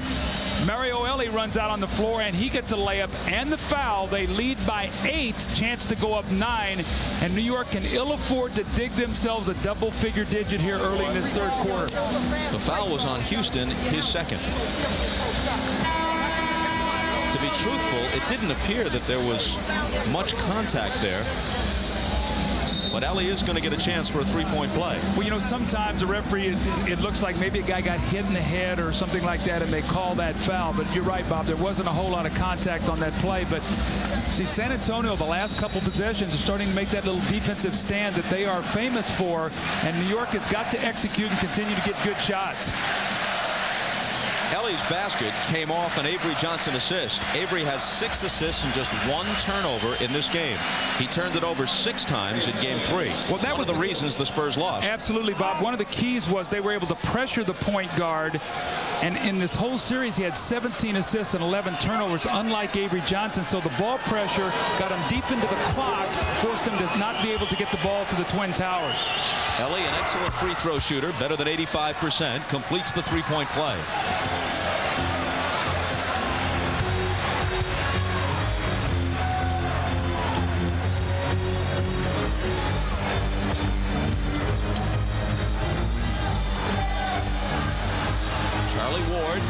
Passing to Sprewell. Now Johnson, who juggles it. Ball loose and taken by Elliott. Avery Johnson, Mario Ellie snaps it back inside to Duncan, and it's a double-digit lead, an 11-point advantage for San Antonio. Duncan is making strong double teams on that post play. Larry Johnson's trying to cut to the basket, Bob, but if he catches it, he can't finish in there. Houston, Elliott fouled him. Elliott and Houston were teammates in 1994. Elliott's 1 year in Detroit, Houston's rookie year with the Pistons. See, Tim Duncan goes right to that strong side block and seals Camby. Camby's got to work to get in front of him. Once he gets that ball in there, although Camby can jump, he's not strong enough to prevent him from getting that easy shot. Sprewell has to arc it high, and it spins out on him. San Antonio led by only 4 at the half. After less than 3 minutes of the third quarter, they're in front by 11. Knicks scoreless in the period. Duncan backing in on Johnson. Fade away. Grabbed by Camby. Johnson might have gotten a small piece of the shot. Now he's back ahead of the field, but they catch up with him. Houston slices into the lane, gives it back to Johnson, and an offensive foul is called. It's number 3 on Houston after the collision in the lane. Bob, remember I talked about which team is going to get a grasp of the other one defensively? Well, right now it's San Antonio. They're challenging everything. Allen Houston comes over, drives the lane, and here comes David Robinson to take the charge. Duncan's right there for the shot block. So their defense right now is tremendous in the paint. Somebody's going to have to make a shot for New York here. This game is getting away from them. Duncan returns it to Avery Johnson. Touch pass back to him. Avery drives. May have traveled, and he did.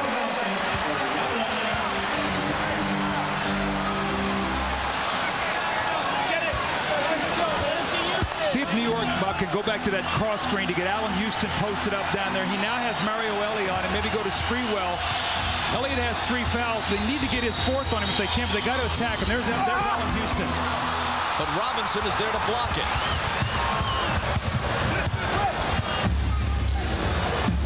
Duncan goes to the bank, and it's open for him. The Spurs are a step quicker defensively tonight. That shot that Allen Houston just got blocked, he finished in Game 3.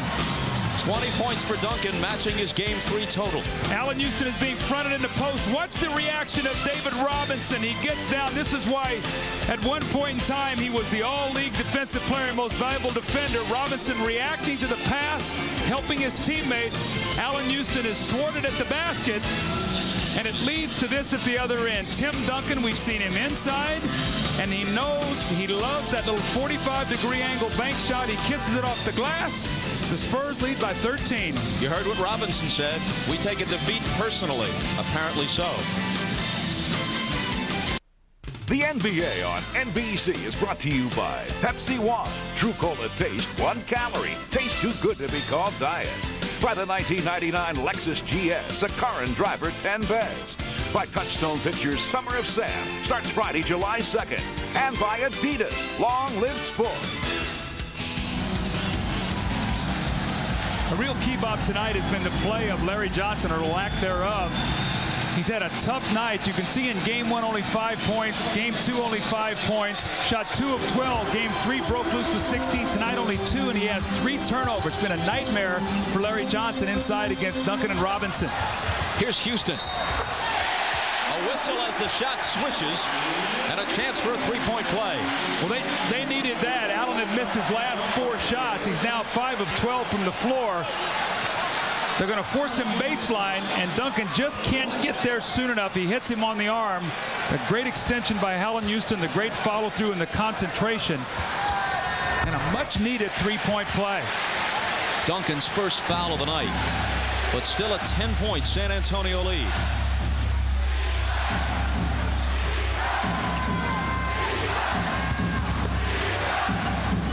Robinson with Camby on him with the hook. It rolls around and won't drop.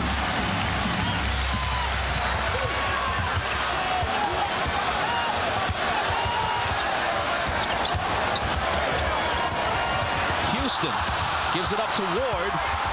Inside to Camby. Broken up by Duncan.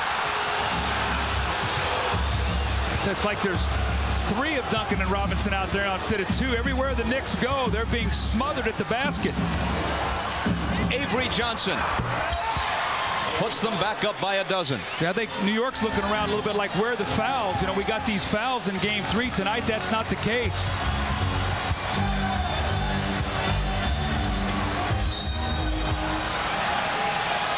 And this call will go against San Antonio.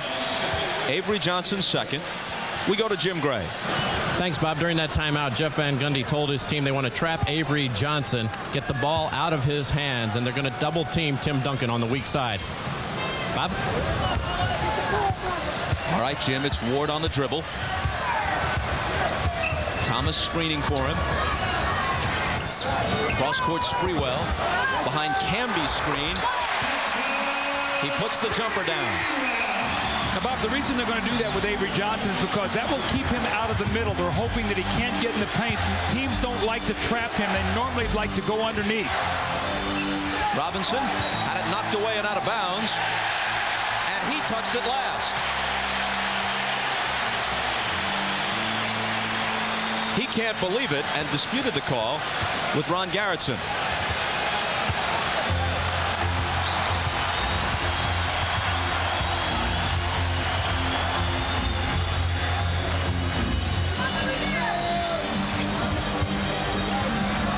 Houston, Camby soars over Duncan for the dunk. That's the way you take the ball to the basket. No flips, nothing easy. Duncan wanted to take the charge, and Marcus Camby just jumped right over the top of him. More importantly, listen what he has done to this crowd. Spurs asked for a 20-second timeout, just to slow New York's building momentum a bit. Knicks on a 7-2 run. Well, Sprewell and Houston are the guys that have to get it done. They had 58 points in game 3. 20 in the first half tonight. Sprewell with that little pull-up jump shot, and he buries it. And the next time down the floor, Allen Houston is going to come off that screen roll once again. Camby's going to roll to the basket.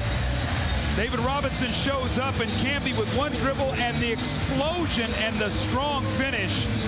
New York needs more of that. They've got to continue to challenge Robinson and Duncan, but nothing flipped at the basket. Jeff Van Gundy was asked again recently about the deal that brought Camby here from Toronto and sent Charles Oakley, a New York favorite, away. And what Van Gundy says now is, it's not that I didn't want Camby. I just couldn't bear to part with Oak. I think there's a lot to that. You grow fond and in love with players who've given so much to you, but right now, Camby is the superior player, no question. Houston got a hand on it, but it comes to Avery Johnson. Ellie, the set shot 3, and it's huge for San Antonio. That is those kiss of death shots that Ellie is so famous for. We've seen him when he was with the Rockets. We saw it earlier against the Rockets on NBC when he hit the big 3 to win the game. San Antonio in front by 11 again. Houston dumps it inside. Nice feed to Thomas, but Robinson comes over to block it. And you're right, they are everywhere. And he doesn't have the extension, Bob, to be able to block, to be able to finish like Camby does.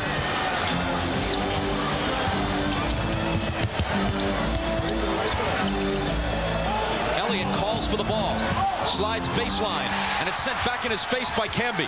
4 seconds to shoot as Robinson comes up with it. The Admiral up and under, trying to tip his own miss, and can't get it done. Houston can't hit the 3. Loose ball battle. Avery Johnson scoops it up. And now the ball is kicked. Camby actually stopped it and held it with his foot rather deftly, but that's not allowed. He looked like a goalie there as he pinned that one.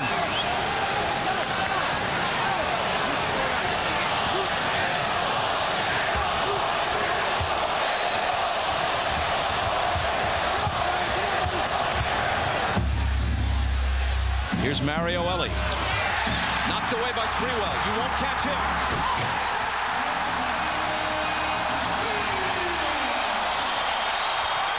When he gets a step on you, even with the ball, you can't catch him. Not only that, but you better not float out some lazy, careless pass. And that's exactly what Ellie did. And now a whistle from Mike Mathis. Sprewell loves to get into the passing lane. There he is, and that lazy pass. Elliott doesn't meet it, and Ellie is upset.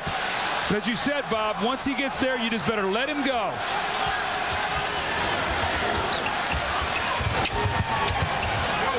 Here's Duncan turning and unleashing a jumper that's no good. And now Sprewell is there on the glass. Gets up ahead of steam, into the lane to Camby. Tries to go to the dunk, maybe unnecessarily. Johnson, Ellie, left hand, plus the foul. Now Mario Ellie, who had a very poor game in front of 22 of his friends and family for whom he left tickets in the first game of the series that was played here at the Garden, now has scored 12 points. He has 4 assists, and he's 5 of 6 from the floor. Well, he's outrunning the floor on the fast break, but all of that is created by the great defense of Robinson and Duncan inside. Jeff Van Gundy, that possession, upset with Mike Mathis, thought there was a foul against Camby, but they have taken everything out of the paint, and then they go back and score the other way, Bob, and this could be one of those 5-point swings we always talk about. So instead of maybe getting it down to 7, it's now 12. After each big San Antonio hoop, Mario Ellie is finding time to jaw at Spike Lee in the first row of the seats. Sprewell catch and shoot. He has 16. Malik Rose is in. David Robinson gets a rest.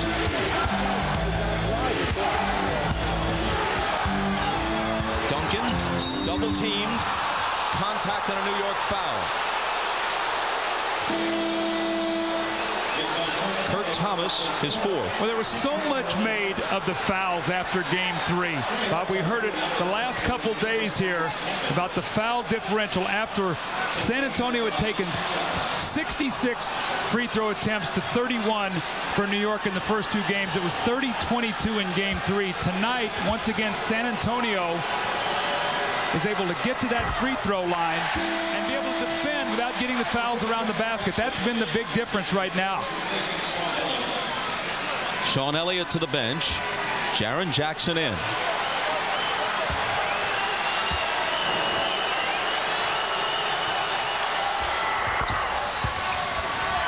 .21 now for Duncan as he makes 1 of 2.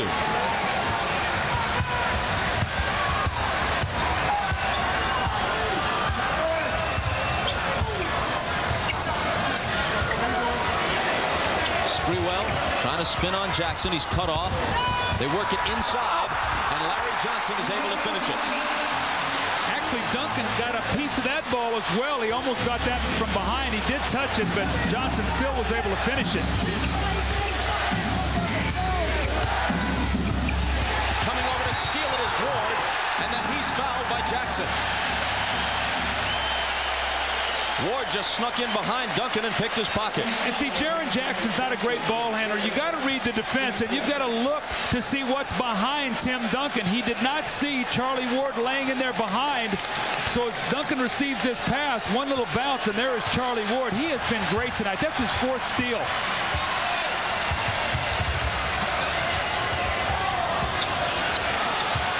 Sprewell in the lane, and a foul.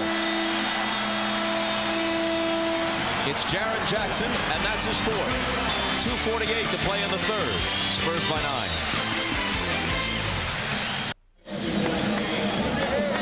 The Spurs lead by 9, 2:48 to go in the 3rd quarter, and they've been able to push this lead out because of the greatness of their defense. Duncan and Robinson have been inside, blocking shots. New York really with no place to go. Larry Johnson gets buried underneath the basket, has to kick the ball back out. Allen Houston thinks he's got a layup. Here comes David Robinson. Kurt Thomas thinks he's got a dunk. Here comes David Robinson once again. So right now, the Spurs' little defensive surge. You see tonight, 45% field goals, 7 block shots, and 4 steals. Bob, they're 6 of 15 in this 3rd quarter, only 40% after 47% shooting in that first half. Sprewell hits the first. As you see, their defense has clamped down harder as the season and then the playoffs have progressed. Game 3 of the finals broke that trend a bit. And this is a relatively high-scoring game. 68-61 now. The Spurs lead trimmed to 7. Well, New York is still in this game right now. They just have to continue their pressure defense, continue to get better shots at the basket, but this game is still on the balance for them. Avery Johnson, good game, 12 points, 9 assists to Duncan, then underneath for Rose, knocked away by Houston, and Rose was the guy who touched it last. With Malik Rose in the game, see, normally that would be a high pass and he would dunk the basketball, David Robinson. With Malik Rose, that's not the play. Houston was able to get in there and break that thing up.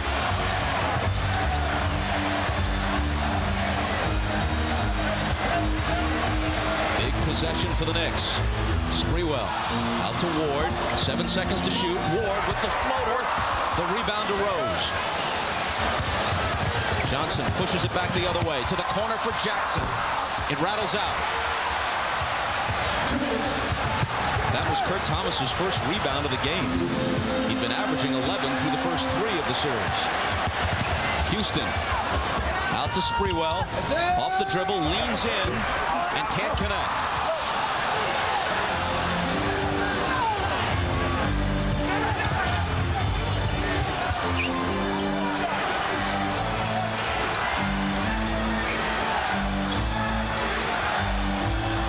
Duncan, Ward helping, leaving Johnson alone. See, he always goes to the sweet spot. When that ball is double teamed, the spots that he loves on the floor, those are the ones he practices, and Avery Johnson having a great night here tonight. 14 for AJ. Bad night for LJ of the Knicks. Here's Thomas, surrounded and fouled.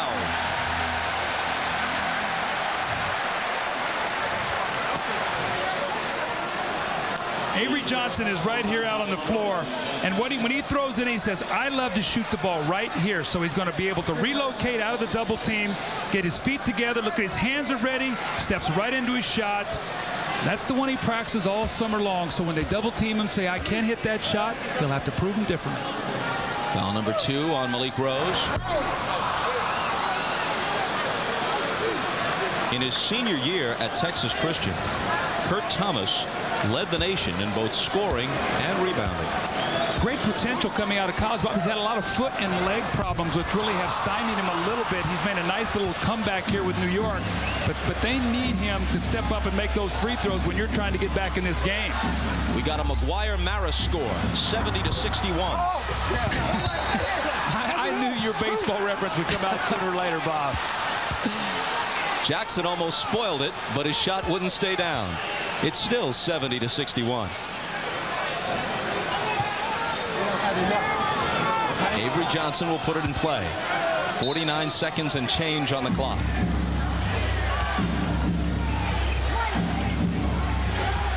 Mario Ellie bumped, but he initiated the contact. Offensive foul. Do you see how much different the game is when David Robinson's out there, when they don't have both big guys? New York can do a better job of being able to get in the lane defensively because you've got a Malik Rose there who can't finish as well. So they're getting a nice rest for Robinson, but San Antonio's struggling now to score. Sprewell. Rose trying to guard him. Jumper over him. Bob, you can't scare him off the shot by looking at him. You got to get a hand up. This Latrell Sprewell, he's going to shoot the ball. 20 for Latrell, half of them in this third quarter.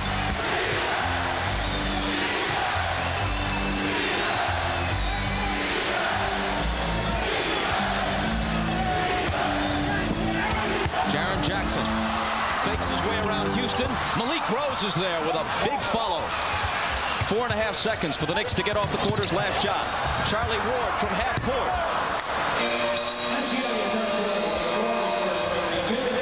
Malik Rose makes it a 9-point difference after 3. And we're back after these words from your local station. You're watching the NBA Finals on NBC.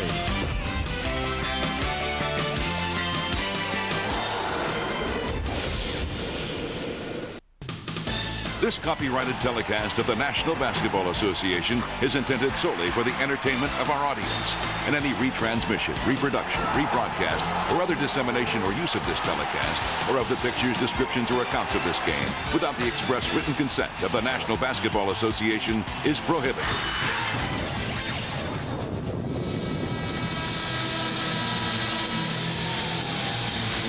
As usual, plenty of familiar faces at the Garden for a big playoff game. Evander Holyfield, who must not be in training. Earlier, I saw him wolf down 2 hot dogs.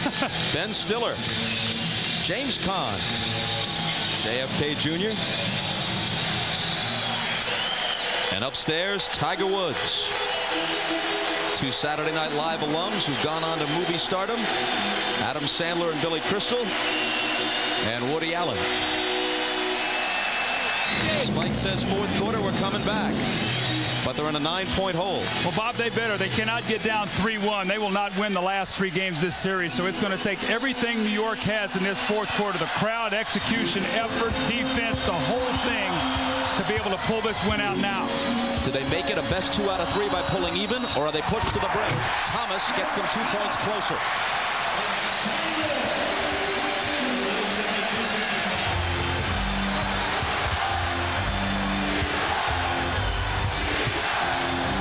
They swing it to the corner for Jaren Jackson. Now it's Sean Elliott. They're patient, still plenty of time. 7 on the 24. Elliott's got a good look at it, and he drills it. He has got to continue to be aggressive. When he shoots the ball well, he changes their entire team. He's in double figures now with 10.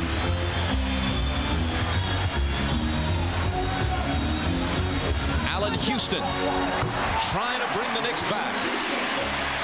When you can shoot the basketball like that, you can post further on the floor because you can just catch and shoot it. That's what Allen Houston just did. Relatively quiet night for him so far. 15 points. And a travel on Duncan. Jeff Van Gundy has totally changed his defense on the screen roll. It's what he told Jim Gray at halftime. They're jumping out hard now on Avery Johnson, and you can see he's not getting in the lane.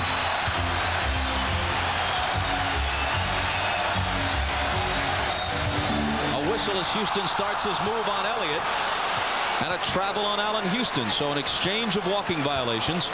San Antonio ball. Allen has a tendency sometimes to shuffle his feet. Got caught that time by Mike Mathis.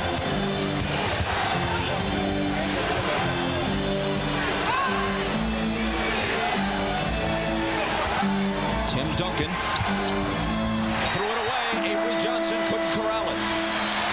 Tim Duncan showed a little bit of this. Remember, Bob, in Game 3, he turned the ball over the first 2 times he touched it. Now, he's played all but 1 minute in this game tonight. David Robinson checks back into the game after a great rest, so he should be fresh. But Duncan with 2 really careless turnovers. They set it up the same way. Houston along the left sideline, now to Sprewell, explodes into the lane, but Duncan is there to get a piece of it. That's an 8th block shot. They've been averaging 7 in the series, only 3 then in Game 3, but tonight, once again, the shot blocking a major factor. Robinson is pushed and fouled.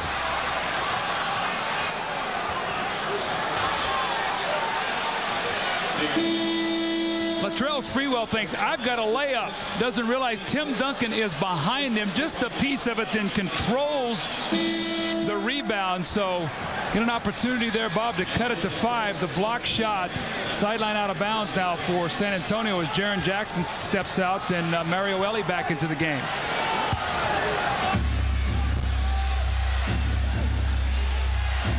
After Thomas's 5th foul, he sits down. Camby in for it.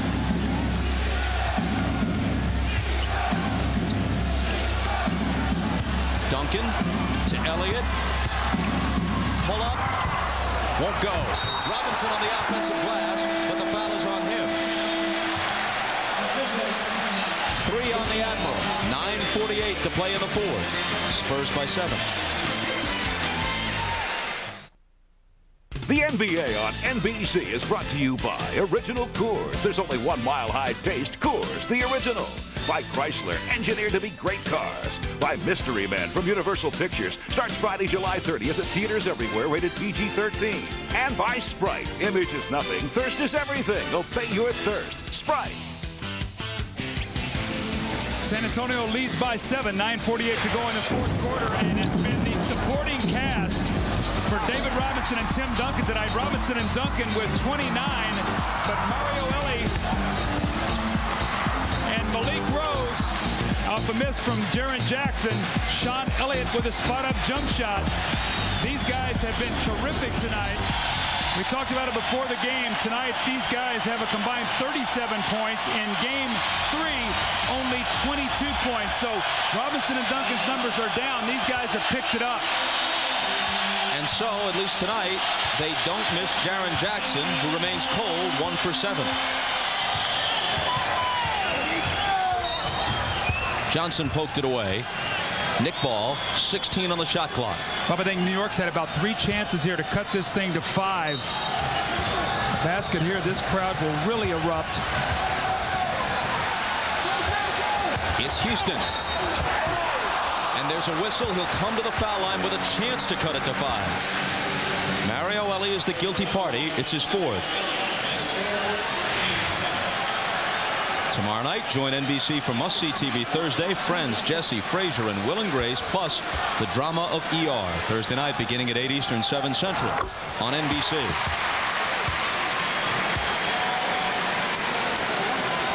As we pointed out at the beginning of the broadcast tonight, you think about this wild ride for the Knicks into the finals. It could have ended in Game 5 of the first round. If Houston's shot with less than a second to go doesn't bounce around and fall in, their season's over. Van Gundy's almost certainly fired. The Camby trade is a bust. Sprewell is still regarded as the guy who choked his coach, first and foremost. And the Knicks are a distant memory as the playoffs proceed. Here's the jumper by Elliott that won't drop. Robinson for the tip. Another try. When the Knicks needed to be on the defensive glass there with a chance to get the ball and move to within 3, San Antonio got several cracks at it instead. Well, they've been beaten on the boards tonight, 34-24, and critical offensive rebounds. Latrell Sprewell lays that ball in the basket. But Bob, just to follow up on your point about New York, it just always points out to you how fragile success is. This time it was one bounce of the ball in a basket. 22 now for Spree. Johnson gets into the lane, switches to the right hand. Duncan is there to follow, and he was fouled.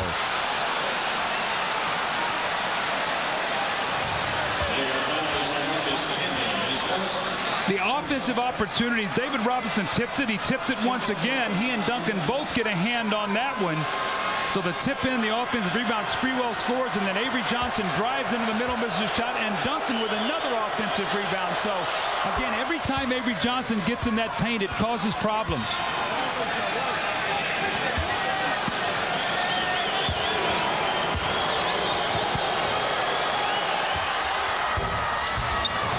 Duncan gets them both, makes it a 7-point game. This after Camby's first foul. He's been in constant foul trouble in this series prior to tonight. Sprewell finds Camby, changes his shot, but draws the contact that will send him to the foul line. It's Robinson's 4th. San Antonio just does not like to double team. It gets him spread out. Duncan has to go out and help, and when he does, it leaves David Robinson back there by himself.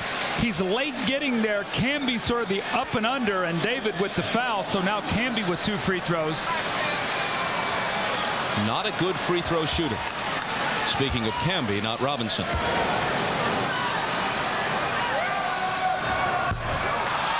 Big miss. Well, they need them all right now. You can ill afford as you're trying to catch up. They're playing from behind tonight, Bob. They played ahead the entire Game 3. Tonight, they're playing from behind.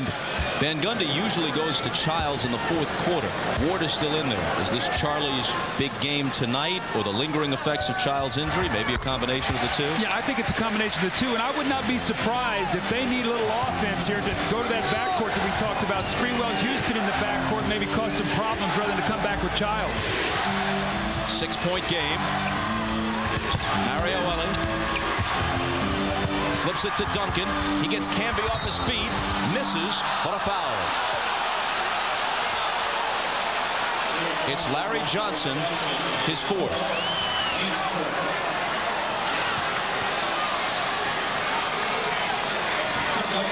This has not been Larry Johnson's night.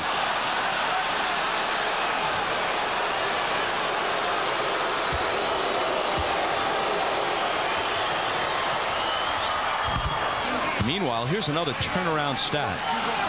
Offensive rebounds, which have been almost non-existent for the Spurs prior to tonight in this series. They've got a dozen, and Robinson has 9 of them. Well, remember after game 2, we talked about that they had 9 total offensive rebounds in the first 2 games, and Duncan had 8 of them. Tonight, that's really been a key factor because it's given them multiple shots at the basket, something they had not been getting. Seven-point game after Duncan makes 1 of 2.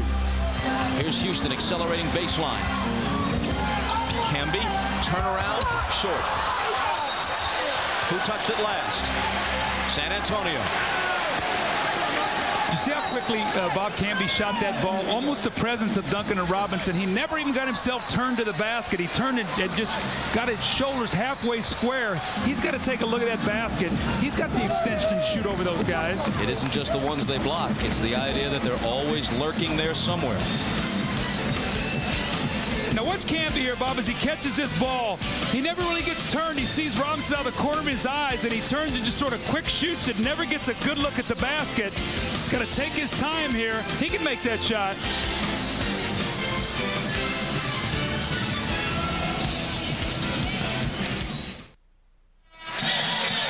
The Knicks wanted to drop the Spurs in Game 4, so they called on their heavyweight Allen Houston. The star of Game 3 came out punching. It was a 1-2 combination with the aggressive style of Latrell Sprewell, giving the Spurs a good fight. But Tim Duncan knows how to throw his share of counter punches. Early in the third, the Spurs landed a flurry and went up 13. The Knicks have been on the ropes, but they haven't gone down yet. Is it knockout time? Even Evander doesn't know for sure. And I believe we've carried that metaphor about as far as humanly possible. After the timeout, 7:43 remains.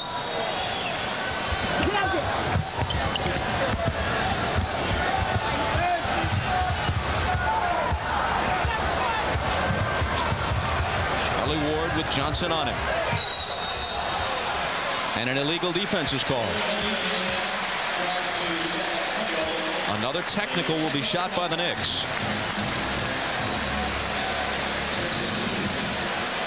Greg Popovich has shortened his bench in this second half.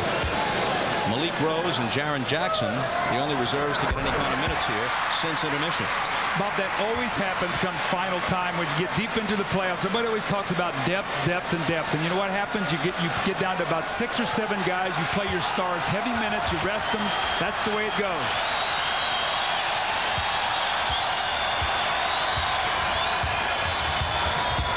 Get to within 4 if they score here.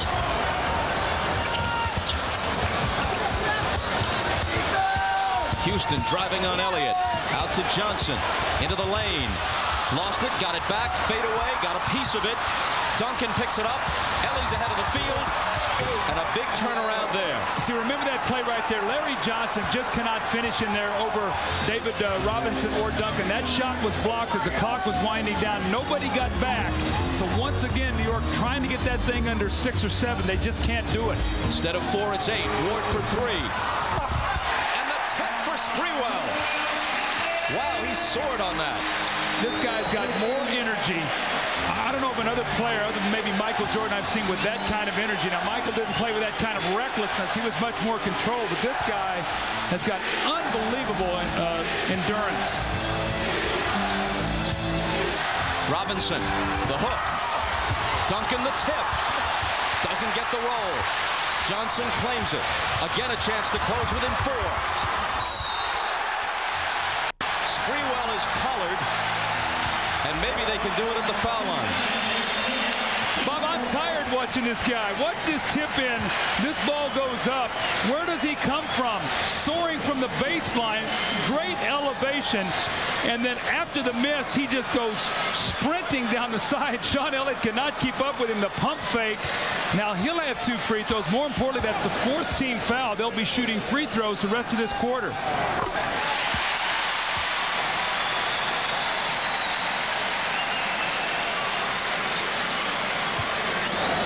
Knicks trailed by 4 at the half. Went down 13 in the third. They can get back to 4 if Sprewell hits this. It's a game again.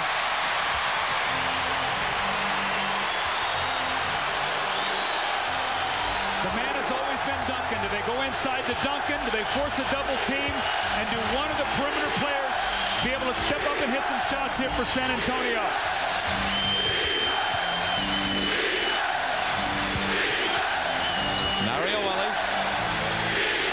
The lob to Duncan, and coming over to attempt the steal is Sprewell, but it's a moot point because a 3-second violation was called on the Spurs.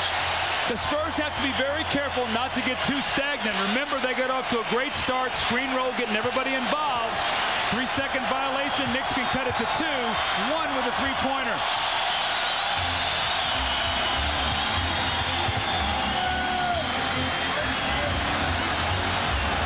Houston. 2-point game.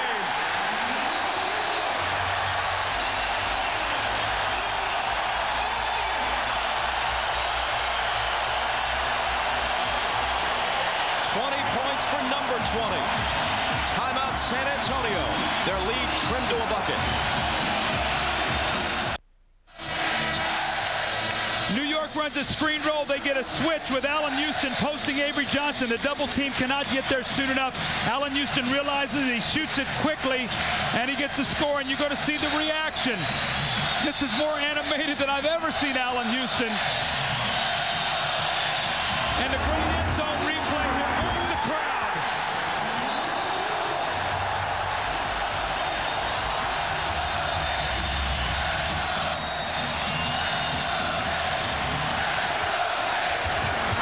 Here comes Sean Elliott steaming into the front court. His pass is broken up, and the Knicks take it away. The speed of Latrell Sprewell, he was beaten on the play, ran in from behind. A magnificent play by Sprewell. New York looks to tie. And the whistle from Hugh Evans. Sean Elliott's got him beat. He's got him beat by 2 strides. This guy could be a quarter miler with his speed. Sean Elliott was not aware of it, and the play from behind. And Bob, again, the importance of getting to that free throw line in the fourth quarter. They're in the penalty. Now Charlie Ward is shooting it to try to tie this game.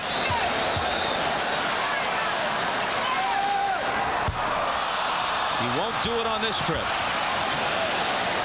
Remember how we talked in Game 3 how important it was for New York not to let San Antonio get the lead? I think San Antonio is probably saying the same thing right now. We cannot allow the Knicks to get the lead. San Antonio by 1.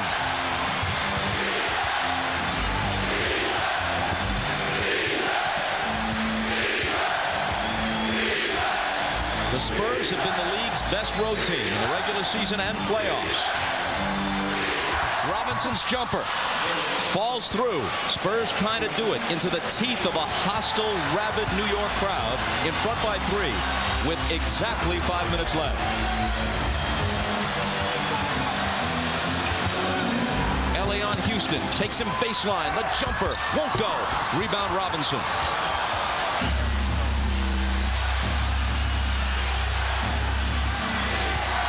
Duncan to the hook. What poise coming out of that timeout. They get a defensive stop. They get 2 scores.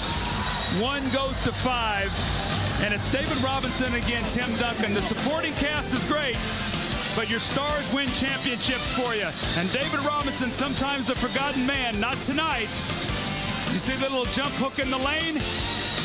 And then his partner in the post, Tim Duncan. That little jump hook over Larry Johnson. Once again, it's a 5-point lead. And does he know how to use the glass? You're watching the NBA Finals on NBC.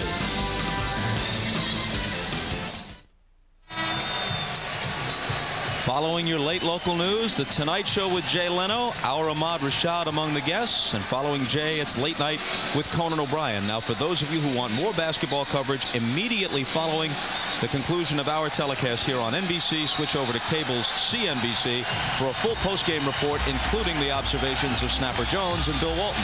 Now, Bob, you were on Conan O'Brien. You'll be on tonight. Do I have to watch, or will you tell me what's going on here? What's going on? Tapes available for a nominal fee. These are tough bookings for NBC. Ahmad on The Tonight Show, me on Conan. Going to the stable.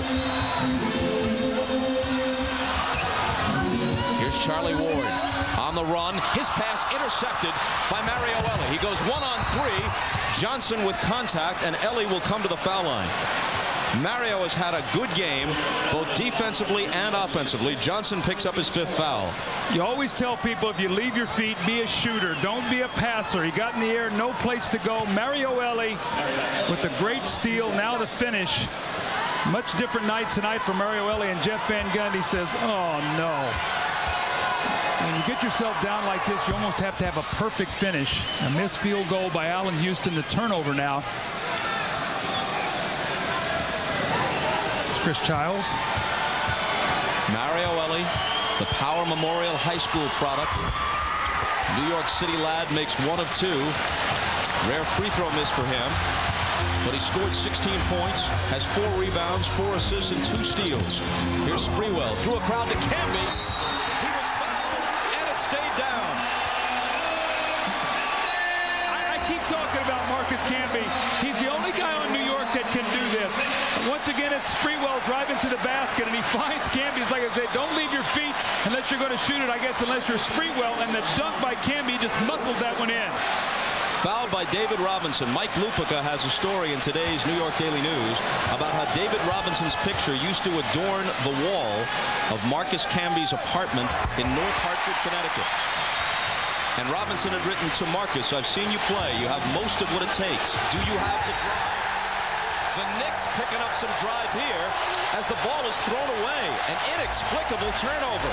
This New York team will just not die. They will not go away. The great three-point play, and then Tim Duncan. You got to remember, after a score, Bob, you can run that side, that inline. He did not. He turned it over. Careless play. New York once again can get within 1 or tie it with a 3. Sprewell, 4 minutes on the clock. Sprewell pops. It rattles out.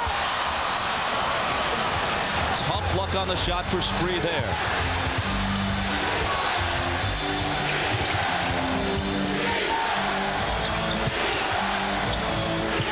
Sean Elliott, huge shot. Can't hit it. Duncan, loose ball foul. 3 on him.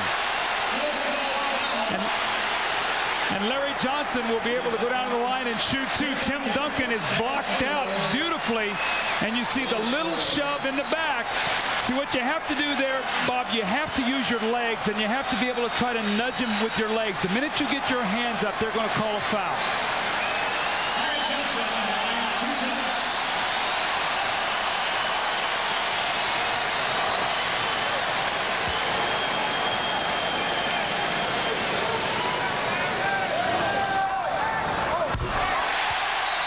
2-point difference, 3:40 remaining. Timeout Spurs, 1 more coming from Johnson when we come back. After these messages and a word from your local station.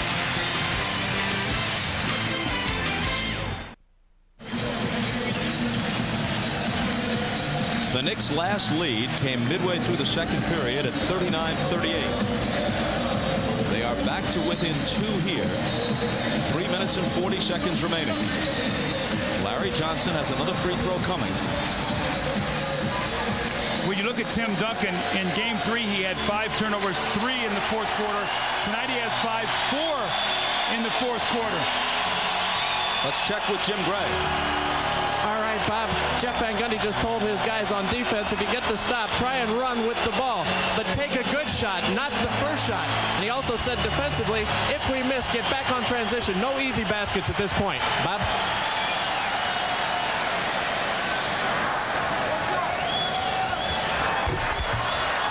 It stays at 2. See, that's why Popovich waited to take the timeout between free throws. He sort of iced Larry Johnson. He didn't wait for him to shoot his second.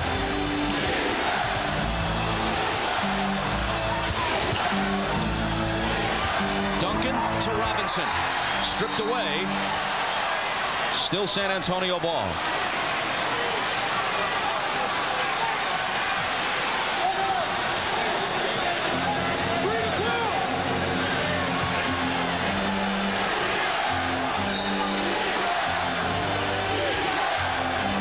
Johnson finally gets it into Duncan. Elie for 3. Not this time. The rebound to Johnson.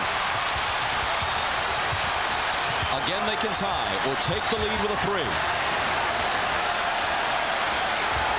Allen Houston. Robinson will take it.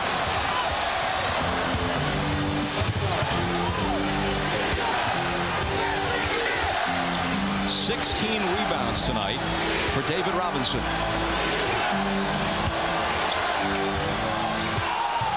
Sean Elliott on the move, poked away, and a foul. It's Camby's second. More importantly, it's the team's fifth, so Sean Elliott will shoot 2 free throws. Now, Bob, remember, he had just missed a 3 on the swinging of the double team about 2 possessions before. This time he said, I'm going to drive the ball to the basket. Smart play there by Sean Elliott to drive in there and get that foul. Sean Elliott didn't go to the free throw line in games 1 and 3 and made just 1 of 5 from the stripe in game 2. Obviously a much better shooter than that, and hits this one. You see, season scoring first round, second round on through the conference finals was terrific. In the 99 finals, only 8 points. Tonight, been much more of a factor. Got off to a great start. 88-84.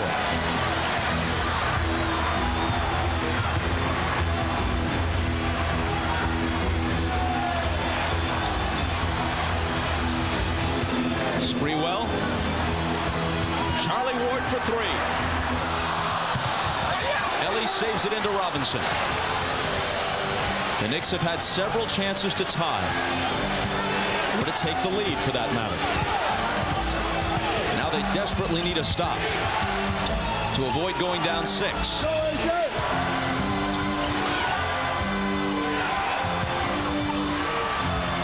Robinson. The basket will not count. But with the Knicks over the limit, Robinson comes to the line for 2. Last night, Doug, I saw something that actually gave me goosebumps. I happened to be in a Manhattan restaurant, and David Robinson and his father Ambrose were in the restaurant. And he was chatting with the New York fans. Obviously, everyone there following the finals. They're all New York fans. When this impressive man got up to leave and walked out, everyone in the restaurant applauded. All of them New York fans, but a measure of the respect they have for this man, not just as an athlete, but as a person. That is amazing. I think it also shows the class of this city and the class of David Robinson. As we have a timeout, Spurs lead by 5. He'll be shooting his second free throw when we come back.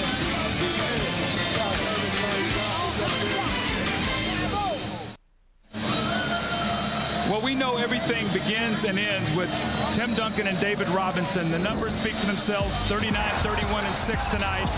Critical baskets. Tim Duncan with a deep post position. Once again, he gets very deep post position and to score. David Robinson has been unbelievable on the offensive boards. He has 9 offensive rebounds tonight in the game. Big jump hook in the lane as New York was coming back. The block shots, the scoring, they've just entirely changed this entire game. And can they hold on? Again, you see, Bob, 39 points, 31 rebounds, and 6 blocks. And how many other alterations around the basket where they changed shots and had the Knicks looking for them as they tried to score. Had more alterations than a Macy's tailor on a busy day.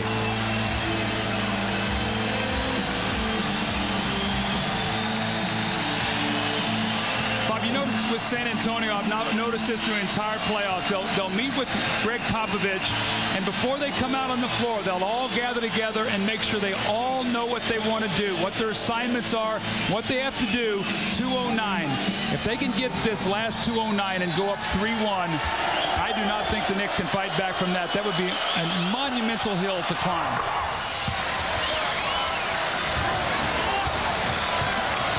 Robinson with 14 points. More importantly, San Antonio up 6.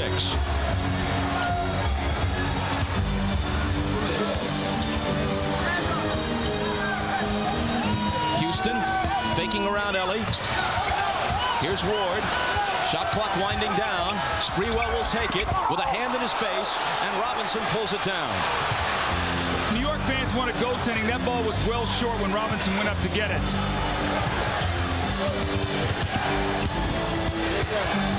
Clock winding down toward a minute and a half.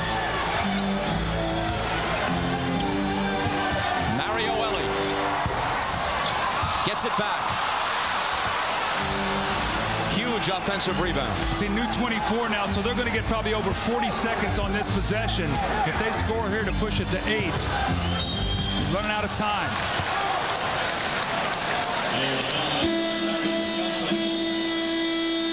This was the shot that the New York fans wanted goaltending on. You're going to see, wow, that was pretty close. It was pretty close. You see them all pointing up. David Robinson took that one out of the sky before it had a chance to hit the basket, but it did look like it was going to be short, as we see a dejected Larry Johnson.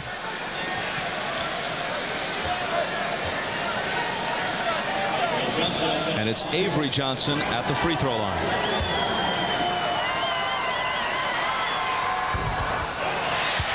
Help me out here, Coach Costas, on this shot here. What do you think? Is it short?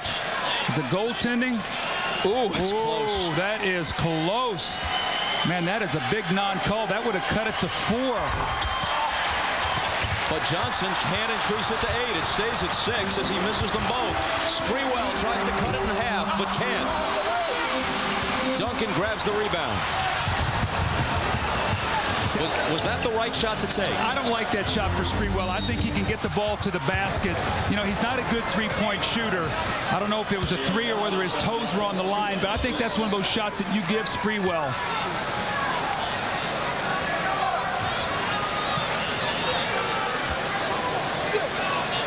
Now with 57.8 on the clock, it's Elliott's turn at the line, trying to increase a 6-point lead. No team has ever come back from a 3-1 deficit to win the NBA Finals. It has happened in earlier rounds of the playoffs.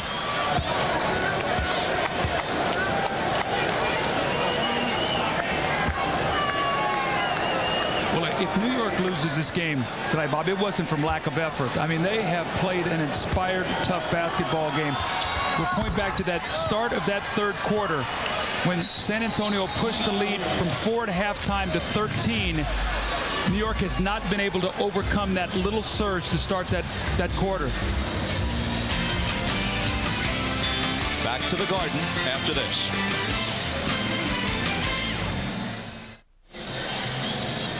With the game up for grabs, the Knicks have missed their last 5 shots. Meanwhile, Sean Elliott has been a key for San Antonio after 7 quiet points in the Game 3 loss. He's doubled that tonight to 14. 6 of them have come in the fourth quarter. He's also thrown in 4 assists. Well, he's a big part of their team, and what he does is he forces Sprewell to have to try to guard on the other end, maybe use a little energy up. But Bob, the rebounding 47 to 31 tonight for San Antonio. Duncan and Robinson have 33. They have out-rebounded the Knicks team by themselves. That's really the critical stat. That's plus 16 on the boards. And remember, one of the things that New York did in Game 3, they got 13 more shots at the basket because of those hustle plays. Kurt Thomas, who had been averaging 11 rebounds a game through the first 3, played 18 minutes tonight and had 1. There's that little huddle once again of San Antonio talking to each other. Saying, guys, this game is not over. We got about another minute to play. Do what we have to do. Stay involved. No fouls. No turnovers. Take care of the basketball. It's what good teams do, Bob. They talk amongst themselves right here.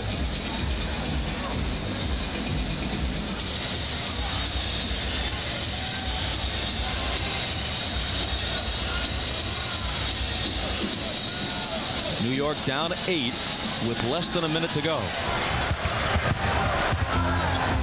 Ward. They'd like a 3 if they can get a good look. Thomas has it shoved right back in his face by David Robinson. See the agility of their big men. They're going to switch anything that happens right now. Normally you can't do that with big guys. It gets a mismatch. Not with these two guys. Allen Houston lets it go. The rebound to Duncan, fouled over the back.